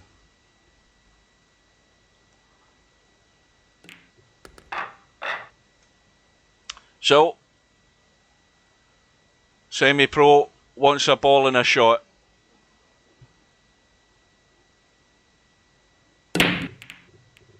Five ball goes in. Another ball goes in and he ain't got a shot. One ball locked away behind the 4. The 2 ball and the 5 have gone. And if he pushes out to this end of the table, he'll be in dire straits. Bedhead will lock him up. He's got to be careful what he's thinking here. And he still will be locked up because Bedhead's going to push him behind that 8 and 9.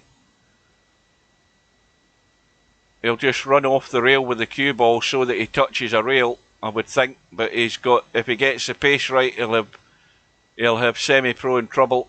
Sorry, Bedhead in trouble, I should say. Oh, has he got enough room? No, I think he can just squeeze behind the 8. And that should have been tighter. Now what does Semi do? This is not lined up to be a combo. Does he play the billiard onto it? I think it might be easier to play the billiard off the 1. He just needs to avoid the double kiss. And I think he get the double kiss. I think that's done him.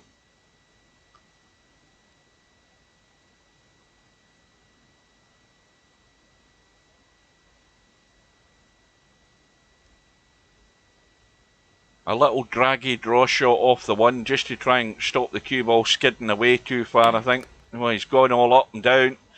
Where's the cue ball going? I think he's going to be not blocked out, is it? No, he's okay.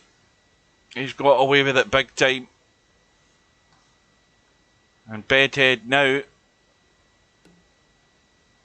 should have the match sewn up here. Now he might want to check this again with the right hand side just to check the rail and stay in the middle of the table. And now he has to work the cue ball a bit because he's got to get out to the left hand side. Needs to keep going. And that's him pretty much home and dry.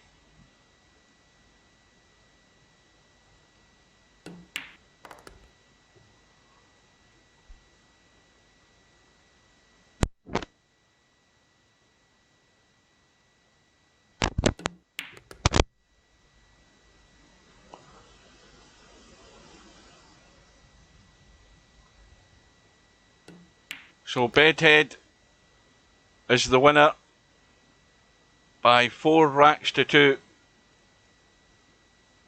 And well, we're 3 hours and 10 minutes into the tournament.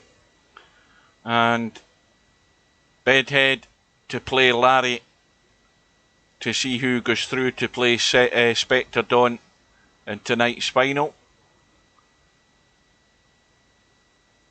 The room is up. We're lagging off. I think Larry was in the bottom.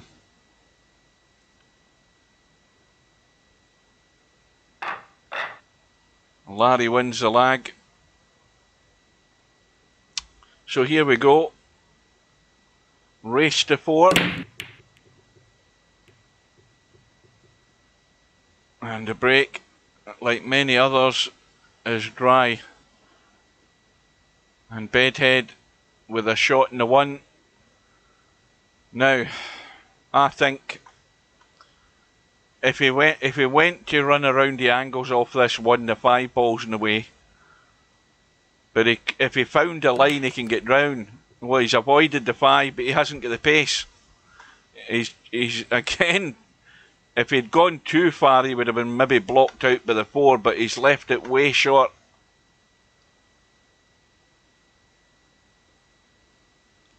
And he needs to hit something here.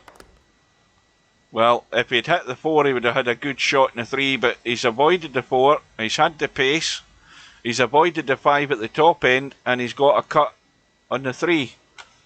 But the 4's going nowhere fast. So he's still got work to do. Now, does he just cut this gentle and bring the cue ball up between the 6 and the 4 to leave the combo? Can he cut it gentle enough?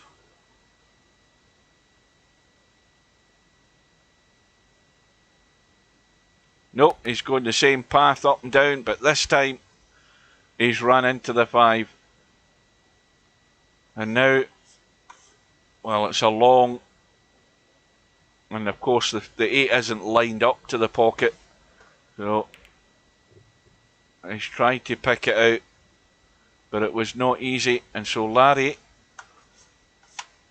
is going to have to get this cue ball somewhere by the 7 and the 6 to leave that space available to get into that 9 to make the potting angle.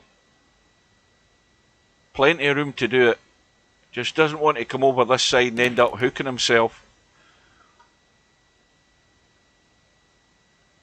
Well, this will be across the table twice here. And again, he doesn't want to end up by the 9.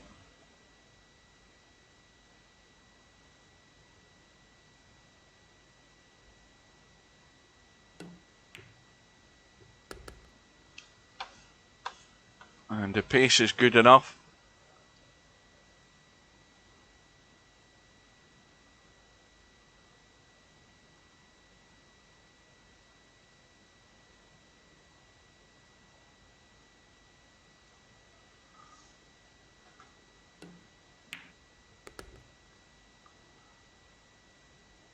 So it looks like Larry for first blood.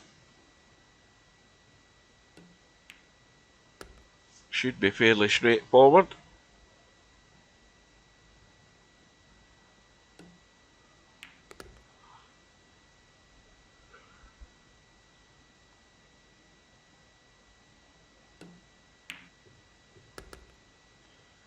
So 1-0 with the break.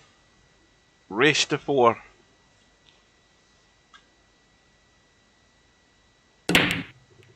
Five ball gets kicked in, and the 1 ball heads down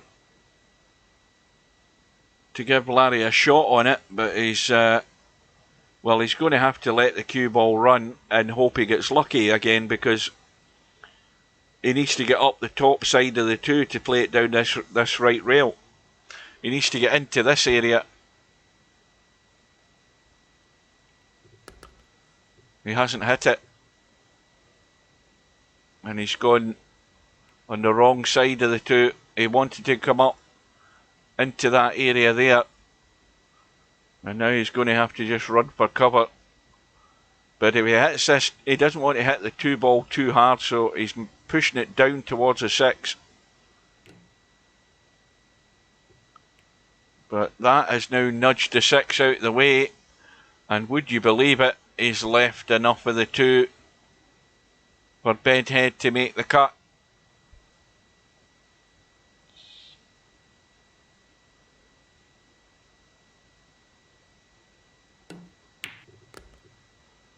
And Bedhead has just overhit this. But he's going to have to do something similar in terms of running the cue ball, because he's got no option but to try and get as straight as he can in the 4 to be able to play the 4-6 combo. And the straighter the line he can get on that 4-6, the easier it will be. And he's underhit it. He's underhit it by a foot at least to make this a comfortable combo. Or, well, a slightly more comfortable combo than this is. But he's played it well. And now, anywhere down this left-hand side, past the 9 ball, and he's odds on to square the match. Needs to get by the 9. And he has done. And he has the angle. All about angles. Straight lines to the object ball are not the best in most games. It's always about having that little angle or being able to create that little angle.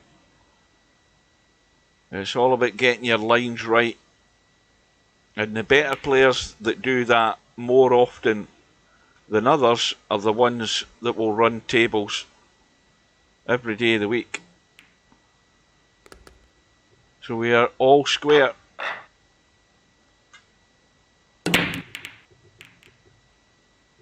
And this seems like a dry one to me. And there is a tempter for Larry to start him off. The 2 ball wide open in the middle of the table, guaranteed to have a shot in the 2. And then the hard work starts after that.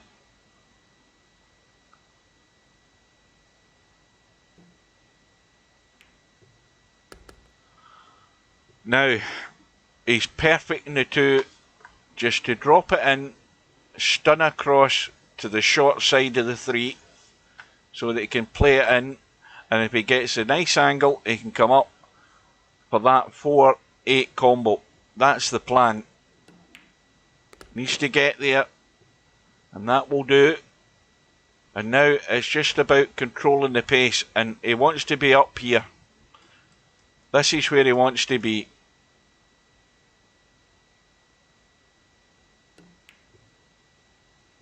And that is pretty that'll do. He gets 9 out of 10 for that.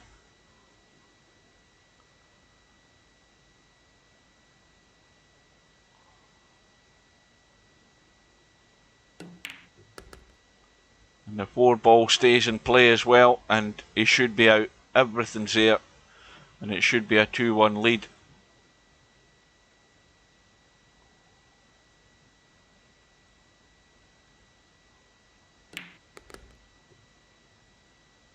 Now again, the ideal shot is to have some sort of angle on the 6, if not dead straight.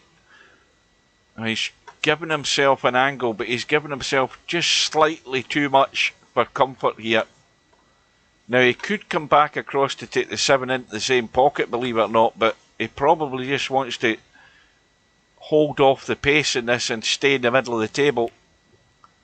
Yeah, and that was a risky shot, but he's played it well.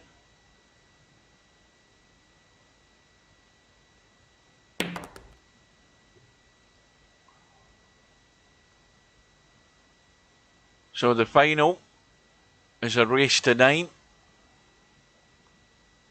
But who's going to get there to join Spectre Dawn? Well, Larry's got the best chance because he's the one with the 2-1 lead.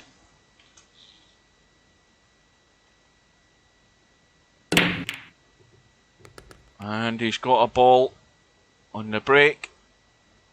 And he's got a shot in the 1. And he's going to run down to the top end of the table for the 2. And everything's on. And you know what I'm going to say. He should be out.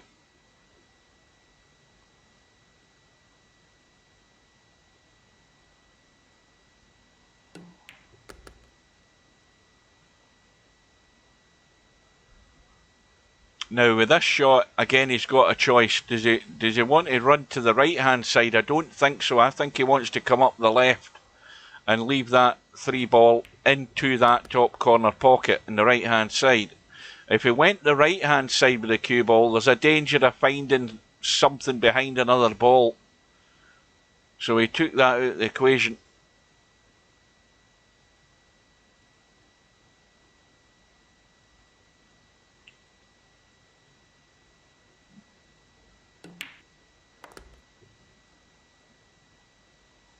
Now, how does this look?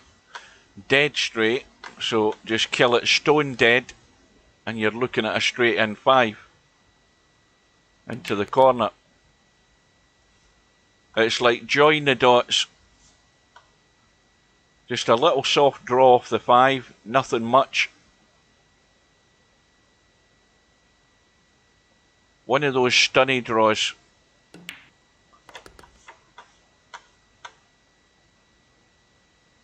And now he might just check this a wee bit with the bit of left hand just to hit the rail and come up in a, well, he's let it run a wee bit, but he's still giving himself an angle where he's going to run around the angles and leave a long 9-ball and doesn't want to dice with a pocket.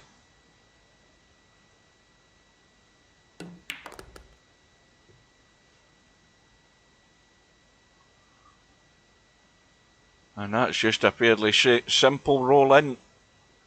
And already Larry on the hill, one away, and it's a break and run.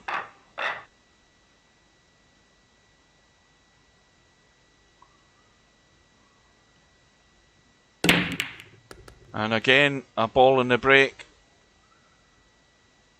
Well, this time though, well, he can certainly hit the one, just use the 9 as cover. That's the simple way of doing it. And immediately, Bedhead is in dire straits here. Because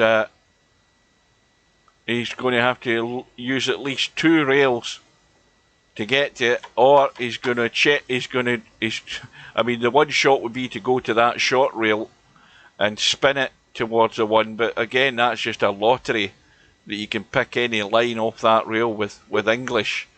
He may be better locking something up here. He has to sacrifice something. Well, he's looking to get around the two rails. Oh, that's beautiful. Now, the problem is it'll be ball in hand, I think. No, it is legal. He did get to a rail. He pushed the one to the rail. That's an excellent escape. Because Larry had him in a lot of trouble. And he did the right thing. He looked at his options, which, to be honest with you, weren't very many. But in the end, he played an excellent shot. And Larry's had to kick. And it's not a bad result either. He'll take that.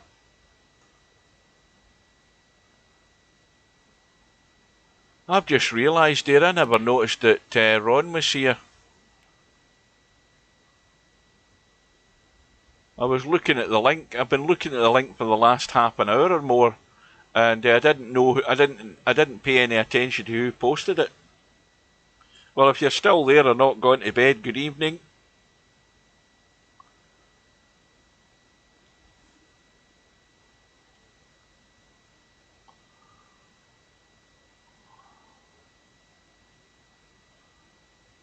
Well, is Larry going to be tempted for the cut? Yes, of course he is.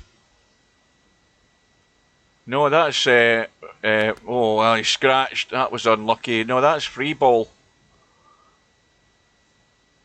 Mr. Hampton is free ball. You know, the one that doesn't come to VP4 anymore. Well, would you believe it? Bedhead's... he's tried to open up the 6 and 7. He's drawn off the 2. He's fluked the 7 and missed the 2. Now, if Bedhead's listening, you can't blame that on me, because that was one hell of a fluke there.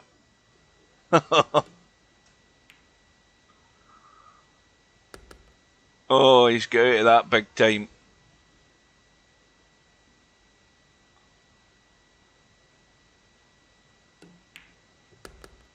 Now, can he make the most of it though? Because again, it's the big draw to get to the 6. And using the spin off the rail, he's perfect. Now, this is the one I like to play, the little jaggy draw and just stun it in like that. Just what you're doing is you're putting the pace in it, but you're killing the pace at the same time. It sounds silly, but it just controls where the cue ball's going, so it doesn't squirt away anywhere. Well, Bedhead's escaped there, and he's back to within 1. And of course, Larry just needing the 1. Bedhead gets the ball in the break. The 4 ball has gone. And a cut in the 1. And the 5 ball's the problem.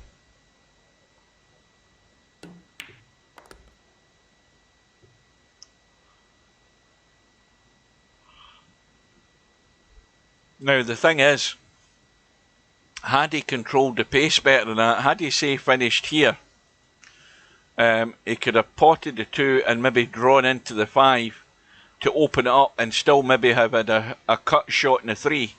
But he's finishing entirely the wrong side. So he's still going to have to deal with a 5 ball, and if he pots this 3 and he can get the line right, he might be able to run straight down and chip this 5 and 9.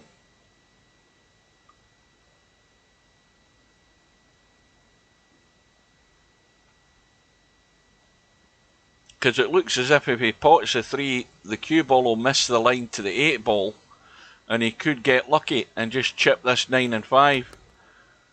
Well, he's gone the other way, and I don't know whether he can nudge this to the rail.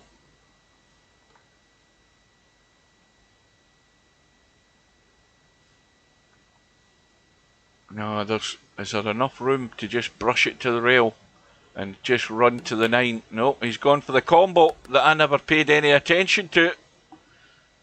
I never even looked at it. And we're all square. Hill, final rank decider. I never even so much as thought of that. I was busy looking to see whether he could play the safe off the 5. Never even thought about the combo. That's one I missed. And meanwhile, Bedhead's break has come up dry. Larry's got a shot in the 1, a pot in the 2, back up for the 3, and then the problems start.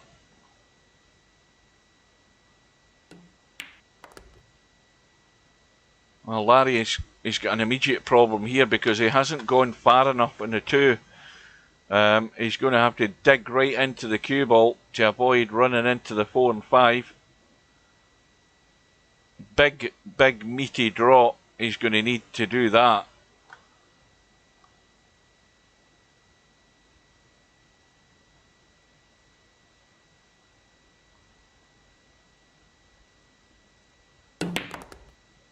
And that, if he misses the 8 and he bounces, is not a bad outcome.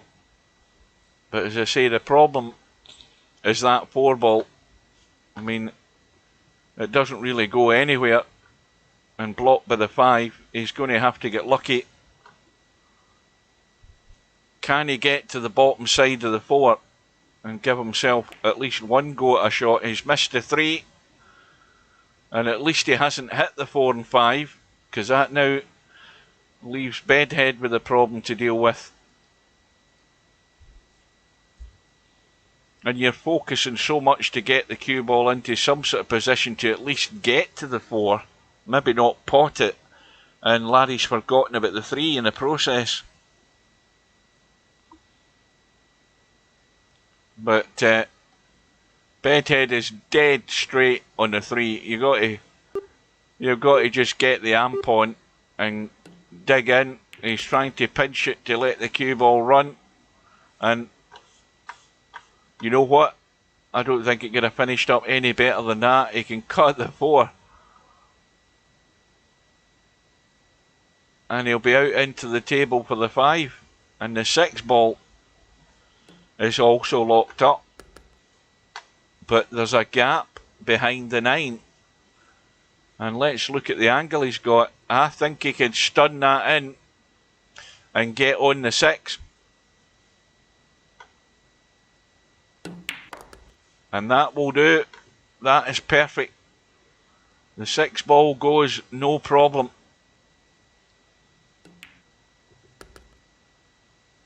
And it looks like Bedhead is going to pinch it, because he's got a simple roll in on the. He might want to stun this in just to go to the right like that, just to make the 9 simpler. And Larry, well, almost all the way, but Bedhead has pinched it in the end, and he goes through to tonight's final by 4 racks to 3, and he will face Spectre Dawn in the race to 9 to see who wins this week's tournament. And I don't know whether Bedhead's maybe going to take a 2-minute break or something, but I'm going to have a drink while he thinks about it and while the room goes up.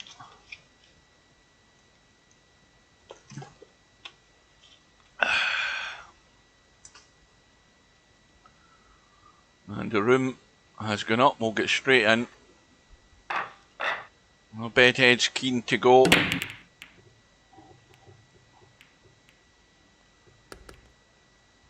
And well, if he wins the lag, he'll want to make sure he doesn't do that in the break.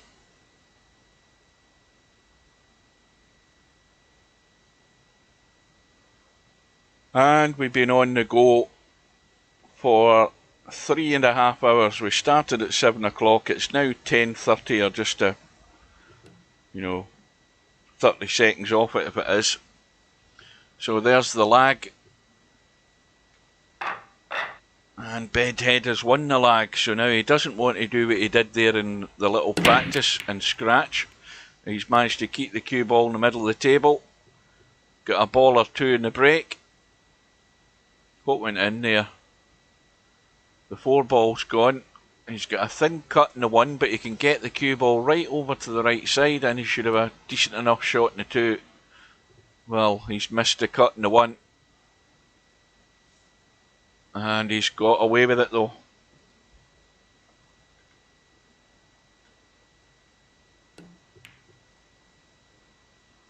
Well, that of course would have been perfect if it had ran a wee bit further across to the right.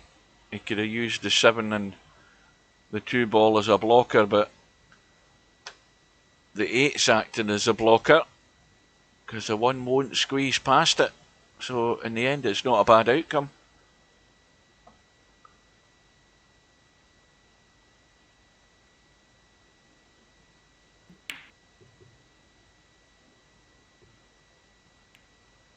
Oh, he's fluked to 1. And has he got a shot in the 2? I don't think so. I don't think he can get to the potting angle. But that's a big pocket where the 9 is. Every day of the week. Now, what does he do? Does he want to try and... Now, you can play a shot where you play the 3, stun it to the rail with spin, and try and chip the 9 in. There is that shot.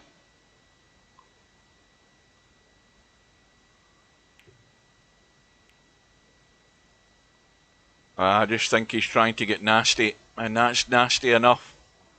That's what you want to be. No more Mr. Nice Guy. Stick your opponent in trouble. Spectre Dawn's trying to squeeze it past the 7 just to catch the rail and catch that 3 ball. Well, he's having a look at it. Well, he's played the jump, and I think that's a good hit.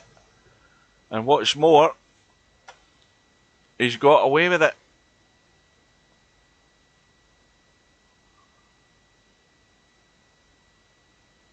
Now, does Bedhead think he can jump this and catch the 3 and pot it? He most certainly can. That was excellent as well. No chance of any good position in the 5, but he'll take that as a starter though. And he could go all out to cut this to the side rail and bank it into a corner and maybe get a double bank if he hits it hard enough. There's a very strong likelihood of it going in. But he's played it clean, and that's why it's ended up hanging up over the pocket. I would have just hit that with enough pace to give it 2 goes to go in. Try to get it flush. But I think Spectre Dawn's going to have to use a bit of spin, and he's played that perfect. That's excellent. A nice angle. The cue ball up into the middle of the table onto that 7.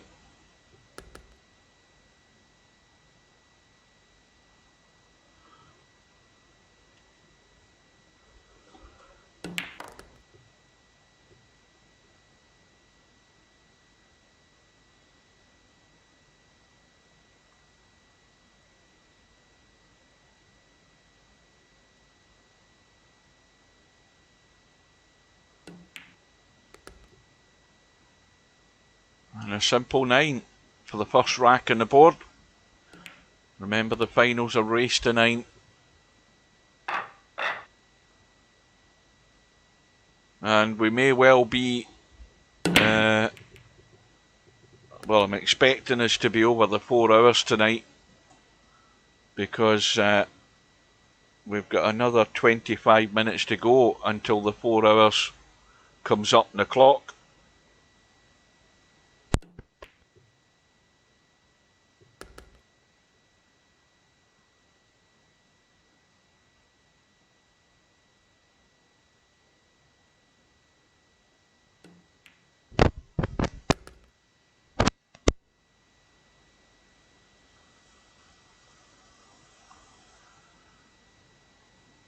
Well, again, just got to make sure it's far enough up to make the angle easier for potting the 4, but not going too far. And again, that's about as well as you could expect, just to get into that area to make it reasonably comfortable. And this should be a straightforward break and run here.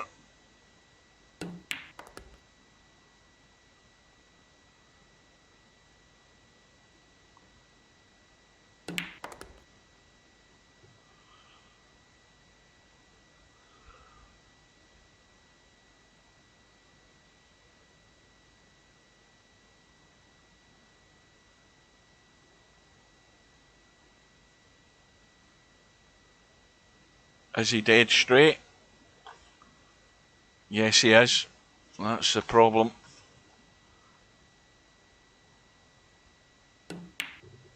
And he's tried to be cute there when he should have just played the big draw. I mean, anywhere down the bottom end of the table, he had the 9 into the corner, and he's gifted the rack to Bedhead to square the match. And now that could be painful at the end of the night. That was a bad one.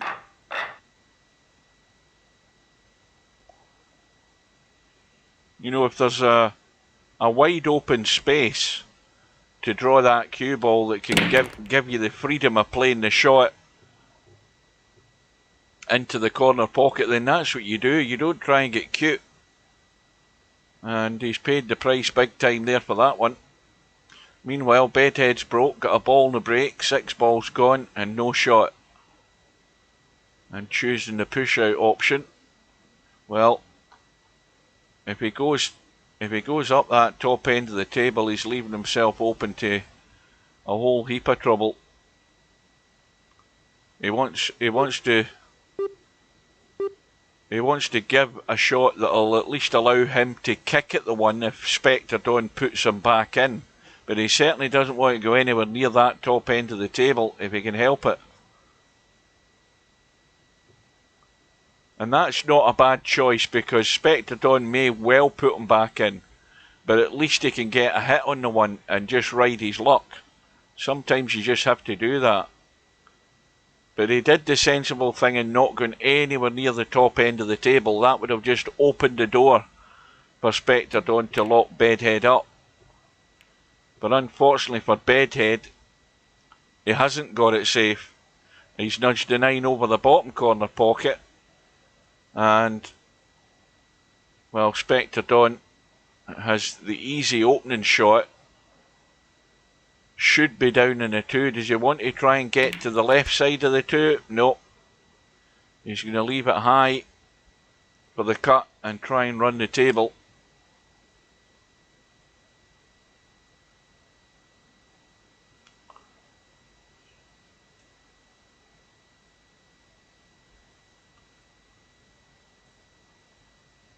Well, he doesn't want to get too narrow in this 3 down the right side if that's the way he's going. He's taking the risk to try and find a gap, and that was a good shot. He could have tried going up the right side, but it would have been a very narrow line he would have been taking to get on the 3. The only problem now is I think he's again finished dead straight. Yeah, there's not a lot he can do. Now, just line up the shot and roll the 4 in. Now, he may well brush onto the 5. He might not. No, he's fine. So now, what does he do here? Let's have a look. Well, he's going to play the 7-9. And he doesn't want to go this side of the 9 because he'll push the 9 to the knuckle and it won't go in. He wants to get this thick onto the 9. And he's got to be careful. He doesn't want to push that 7 down this line. That won't do him any good.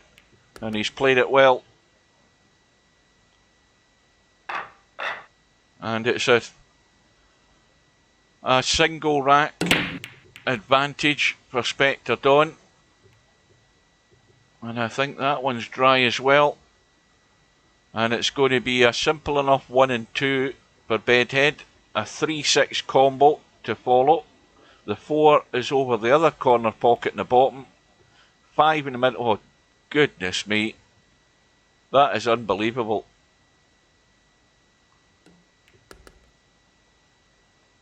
Well, I think Bedhead's fallen asleep. I've got to remember, he's an hour in front of us. And he's been in the tournament as long as we've been watching. He's at quarter to midnight. And he's taking his eye right off the ball there.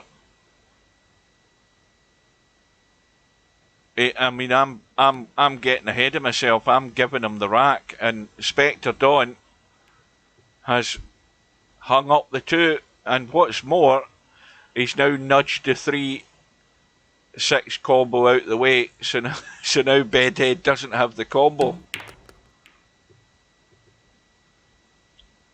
And I think a little bit of fatigue is setting in.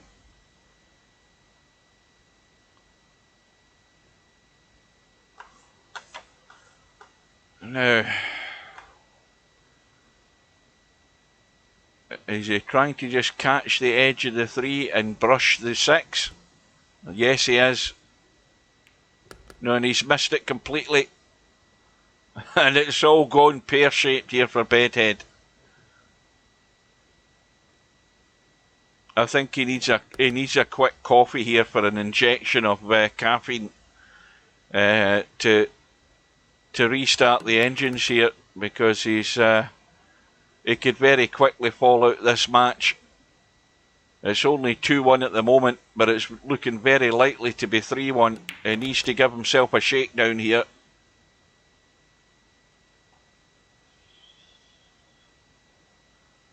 He needs a wake-up call.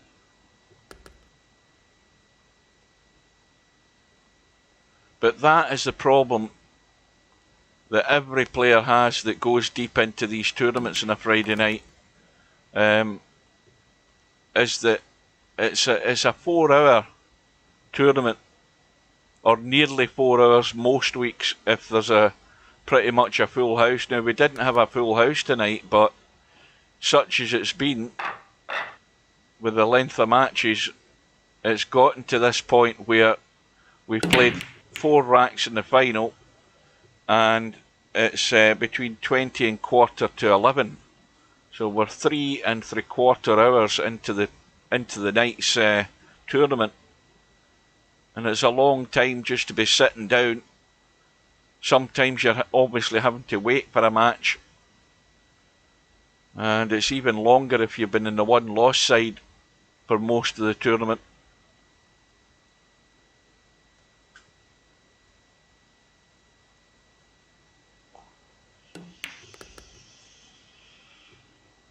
Well, I can tell you what I'm doing exactly after this finishes.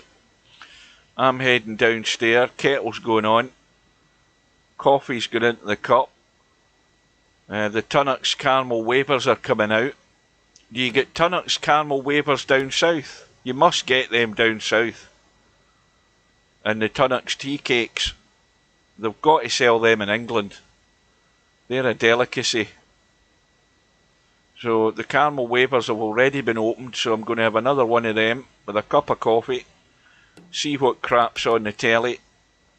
Because that's the only time I watch the TV, believe it or not. I've said that before. I mean, I'll go down, have a cup of coffee, the telly goes on. It'll probably be Mock of the Week or something like that that's on Dave. I'll watch a bit of that, whatever it is. And then I might have a little troll around on YouTube for 10 minutes until the eyes really go, and then hit the sack and not have to get up in the morning, and I'll still be up at 5 o'clock. Mind you, having said that, I woke up this morning at 5, and the only reason I woke up is because my bladder was ready to explode. Dealt with that, went back to bed and slept for another hour and a half, and I felt great after that. Yeah, I spend a lot of time just browsing through YouTube, watching all the funny animals and stuff and getting a good laugh. Watching the crazy parrots, annoying cats. I get more enjoyment out of watching that than I do watching anything on the television. I mean, I don't watch any serials or nothing. I don't see any TV serials. I haven't watched anything of these sort of hyped up programmes that are on the telly nowadays. You know what I was watching today? This shows you how bad it gets for me. When I got up this morning, and when I was making my breakfast, I had it on at ITV4. I was watching George and Mildred. No, I wasn't. I was watching Man About the House. That's what I was watching. Something that's I was watching Man About the House, and then I was watching Minder. I'm watching stuff that's 30 and 40 odd years old, and I'm getting more enjoyment out of watching that because I've seen it all before and I know what happens. And then I was watching The Professionals. I mean, I don't watch anything new at all. Everything I watch is stuff I've seen 100 times before, because it's only like a time filler while I'm either eating or drinking a cup of coffee and nothing else. And then I'm in the PC. I mean, I could be in away mode in the VP lobby for most of the day if I'm in a day off, and I'm never there. I'm on YouTube, or I'm watching something else, or reading something on the internet. But I'm certainly not sitting watching telly. I've got no time for it. I've got no enjoyment out of the telly nowadays at all. I mean, I used to watch Coronation Street religiously, but I stopped watching Coronation Street about 20 years ago. I mean, the last time I watched Coronation Street on a daily basis when it was on, it was still what do you call her? What was the name of the butcher? He was in it. I mean, we're talking, at least 20 odd or more years ago. I've never seen it since. And when I do see Coronation Street, it's classic Coronation Street that I see. That's on ITV3. So I'm still watching the stuff that I've already seen 30, 40 years ago. No, for some reason TV, I don't know what it is. It must be a thing when you get older, because the older I get, the less I watch of the television. It holds no appeal to me at all. And obviously, the only things that I do watch would be, the European Championships, the tennis, and then I spend most of my time watching streams of. I'll watch the Sky Sports stream of the Open Golf Championship when it comes on, because I don't have Sky anymore. I can't afford it. It's far too bloody expensive as well, so that's another reason. But no, I don't like television enough to be paying a subscription to Sky. And when I did pay a subscription to Sky, I spent most of my time in UK Gold, watching Dad's Army, watching Heidi High, I mean, Del Boy and Rodney, all of that stuff.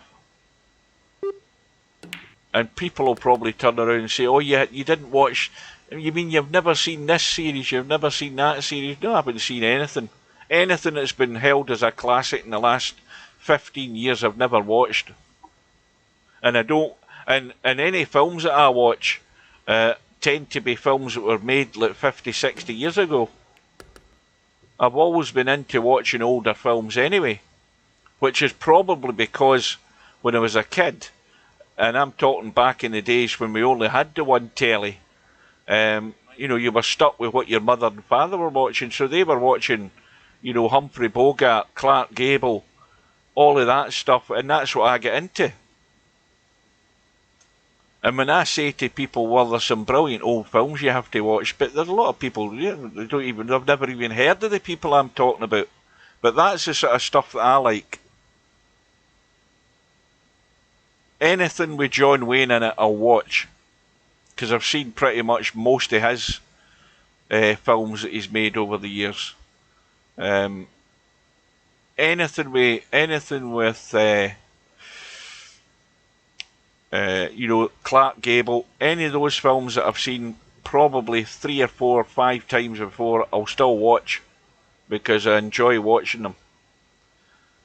And when you say, I mean, have I seen all of these, you know, Fast and Furious 7, all of that crap? I've never seen any of them. Yeah, I've got on Android, I installed Pluto. Well, there's another thing, Potman. I installed Pluto TV, and it's got comedy channels on it. And you know the one that I only watch? The Laurel and Hardy one. I've been watching Laurel and Hardy. I was sitting in the bathroom yesterday morning. Guess what I had on? I had Pluto TV on, and I was watching Laurel and Hardy.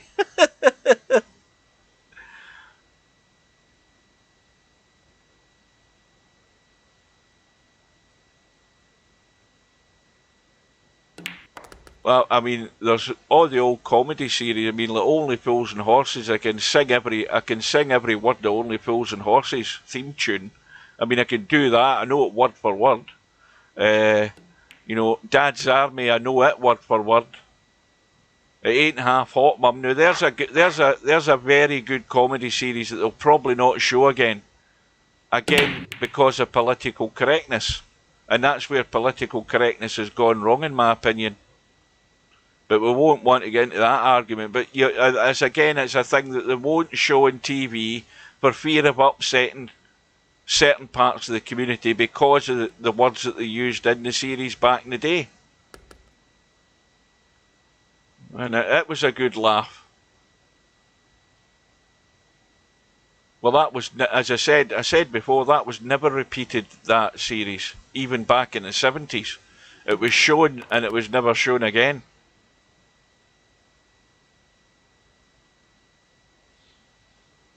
Mind your language. What a patronising programme that was. That is a comedy series. Talk about stereotypical racism. I mean, it was a crap. I never watched it anyway. I don't think I ever saw it when it was on the first time round. But my God, it was rubbish anyway.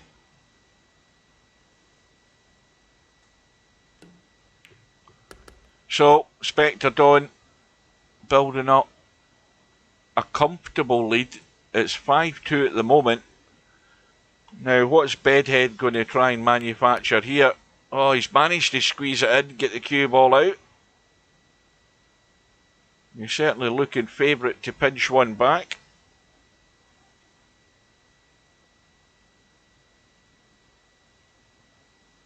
I watch a lot of films on what's that channel in Freeview in 81, that film channel, because you know what the show, what the hell do you call it again?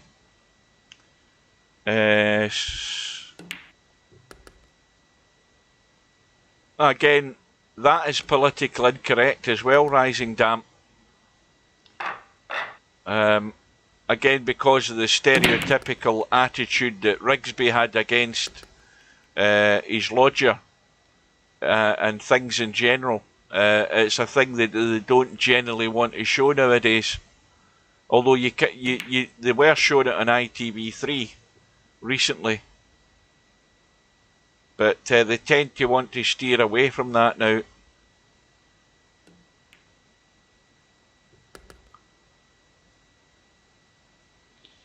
what channel's that? That movie channel, the free movie channel in 81. What's it called? Because it shows old British stuff. I like watching it to see actors that I never knew were in films.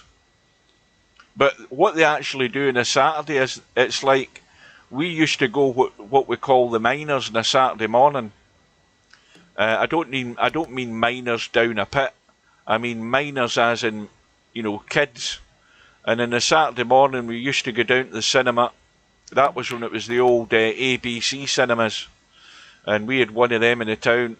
And on a Saturday morning you'd go down, you'd pay whatever it was to go in, and it'd be full of us kids, and you would see the Three Stooges, and you would have a main film which would be like, you know, an hour and a quarter, an hour and 20 minutes, and it would be one of those Children Films Foundation pictures. Well, that Channel 81 on Freeview does that on a Saturday now.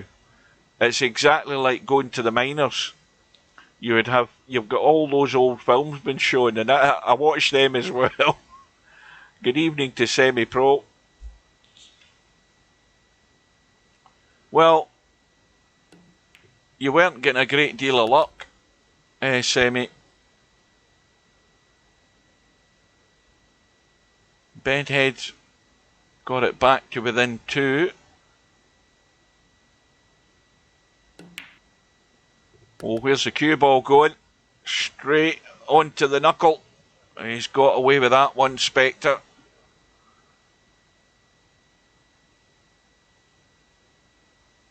Talk it eye, right? There's a lot of stuff on that I watch. I'll tell you something, and again, none of you will watch it. There's a brilliant film on there that you'll see from time to time. It's got James Mason in it, and it's basically a sort of thinly veiled. Now remember, this film was made in the sort of was it the late 40s or was it the early 50s? And James Mason's in it, and he plays. It's sort of loosely based on the IRA.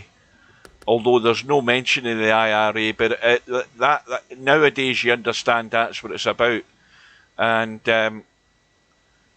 he plays one of these villains, and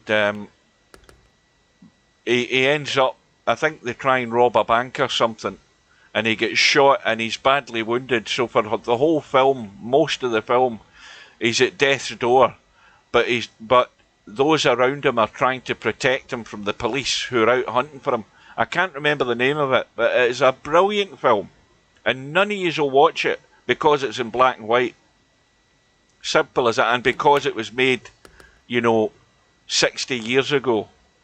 And it's amazing how folk totally ignore these sort of films, because they write them off straight away as being crap.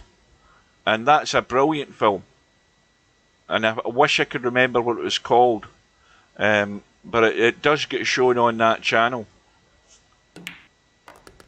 Some great old films that none of you guys will see because you're so used to watching the crap that's pumped out nowadays, and alleged to be classic.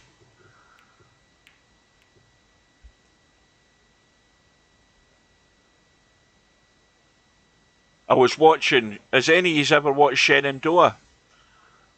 I bet you most of you haven't heard of Shenandoah. That was on the other day with James Stewart. That's a great film. Made 19. Can you cast straight your phone to TV? I don't know whether I can or I can't, but I can set up, my phone's linked to the computer, so whatever's on my phone, I can have it up on my computer screen. But I don't know how I would link it to my telly. My telly's, I haven't seen any mention of linking it to a television. And all I've got with the phone is a charging cable anyway. And the cable that links it to the USB to the PC. If I'm transferring stuff to the PC, I can link it to the PC to do that. I mean, there's a USB on my telly. Well,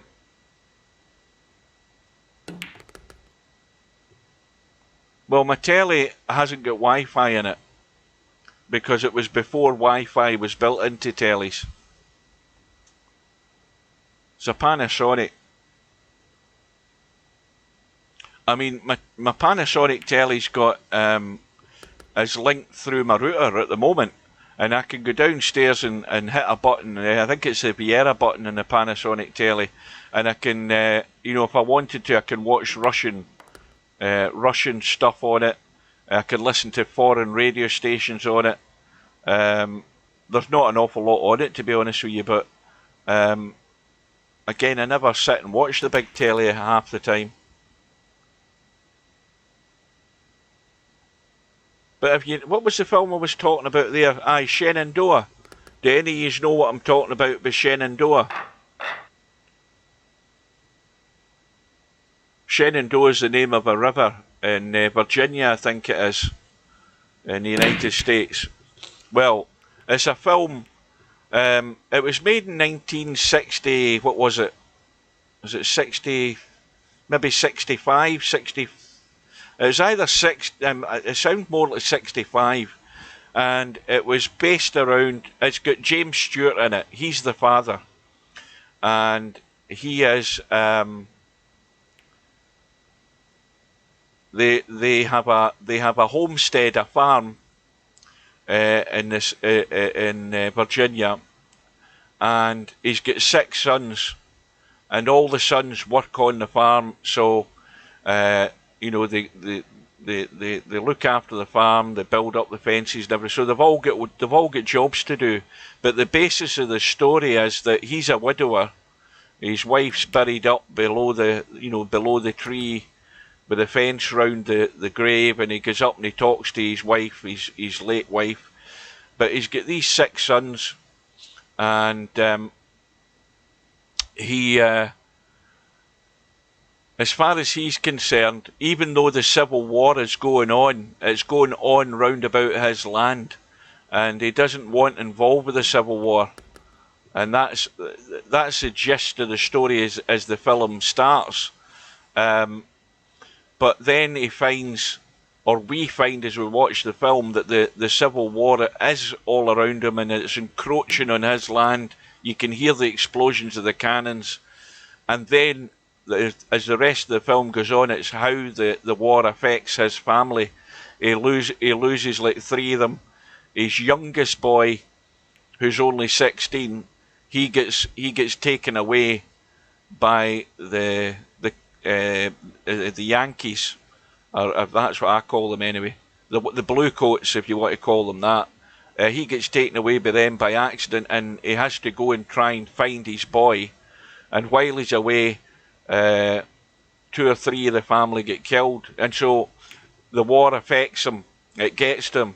You've got James Stewart in it. You've got Denver Pyle in it, who plays the minister, and Denver Pyle played Uncle Jesse in what was the name of the series with the 2 boys? Uncle Jesse. What the hell was it called again? The Dukes of Hazzard. The television series, that is. And James Jury's in it as well. He used to be in the old television series of Virginian. He was also in some of those stupid prehistoric films that were made in the 70s. James Jury's in it. Patrick Wayne's in it, who's John Wayne's son. He plays one of the sons. That's a great film.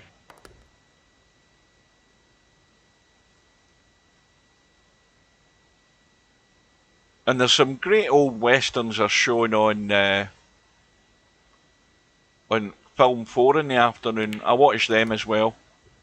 So we have got Spectre Dawn trying to open the gap again. And it goes to 7 racks to 5 in this race to 9.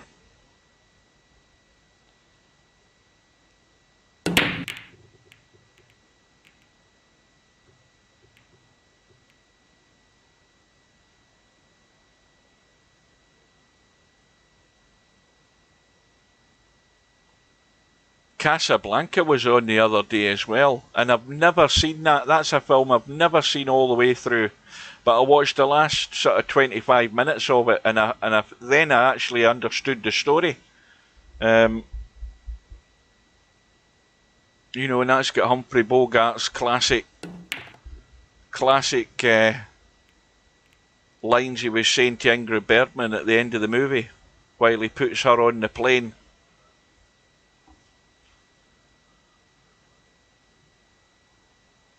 And then guess what else was on? What channel was that on today? I caught the end of it. I caught about the last half an hour of it. The Great Escape was on again today. James Coburn in it. Who the hell else was in it? Steve McQueen in it. Whole list of characters in it. Richard Attenborough in it. What do you call him? Charles Bronson in it.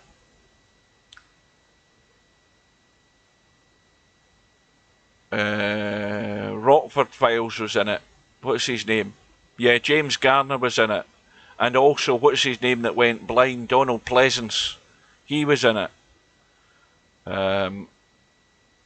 Oh, and what do you call him out of the professionals?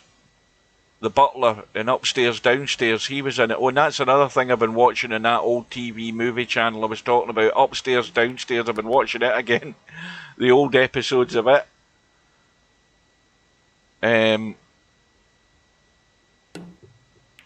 Well, that's a good kick. How's the luck?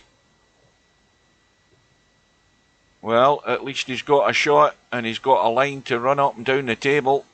Now, does the 7 go by the 8? Yes, it does, if he finishes on the other side of it. Gordon Jackson, that's who I was talking about. He was in it. Oh, he's way off the 6 ball there. He did get on the 7.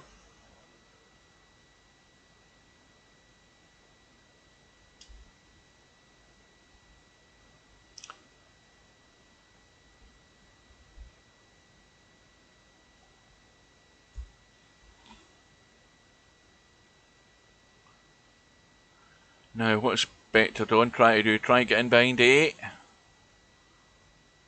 Yep. Oh, that's a nice shot. 6 ball wide open in the middle of the table. But Bedhead, is he thinking of trying to chip over the edge of this 8 ball? Well, he is. And he has done. But he's missed the pot.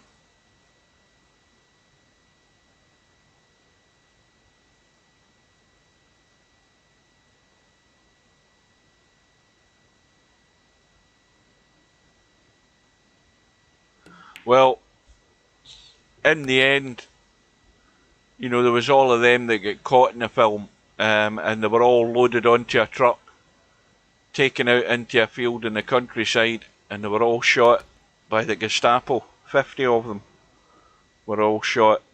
The only ones that actually survived that got arrested was Steve McQueen, and a couple other ones that get took back to the camp. At least that's how it happened in the film. I bet you, I mean, I was thinking about this earlier today when I was watching the end of the film. I bet you there's got to be something posted on YouTube about the locations for that film, because especially the Steve McQueen chasing a motorbike, there has to be somebody who's filmed the area that was filmed in and put it on YouTube. Got to be. Yep. There's a couple of them escaped in the boat, and what was the one I was talking about? James Coburn, he escaped on a bike. Oh yeah, there's no doubt that they had the right location to film it, but I'm just saying that I guarantee somebody's actually got the locations for it.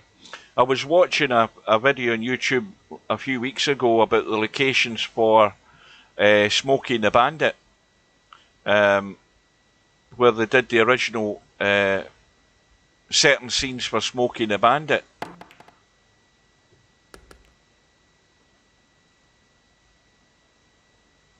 And I was watching more of. There's another film that's free. Is free to watch on YouTube because there's a channel I'm subscribed to, and you can watch the complete version of The Hustler. What do you call him? Paul Newman. Fast Eddie Felson against Minnesota Fats, with George C. Scott in it as well. That's a good film with George C. Scott, one of his best. I mean, he's been in a fair amount of crap that I've seen over the years, but Patton, Lust for Glory. If you've never seen Patton, you need to watch it. It's about 3 hours long though.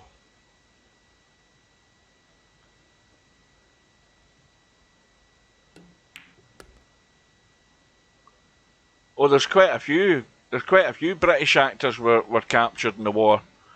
There's one of them who's quite famous, but I can't remember him.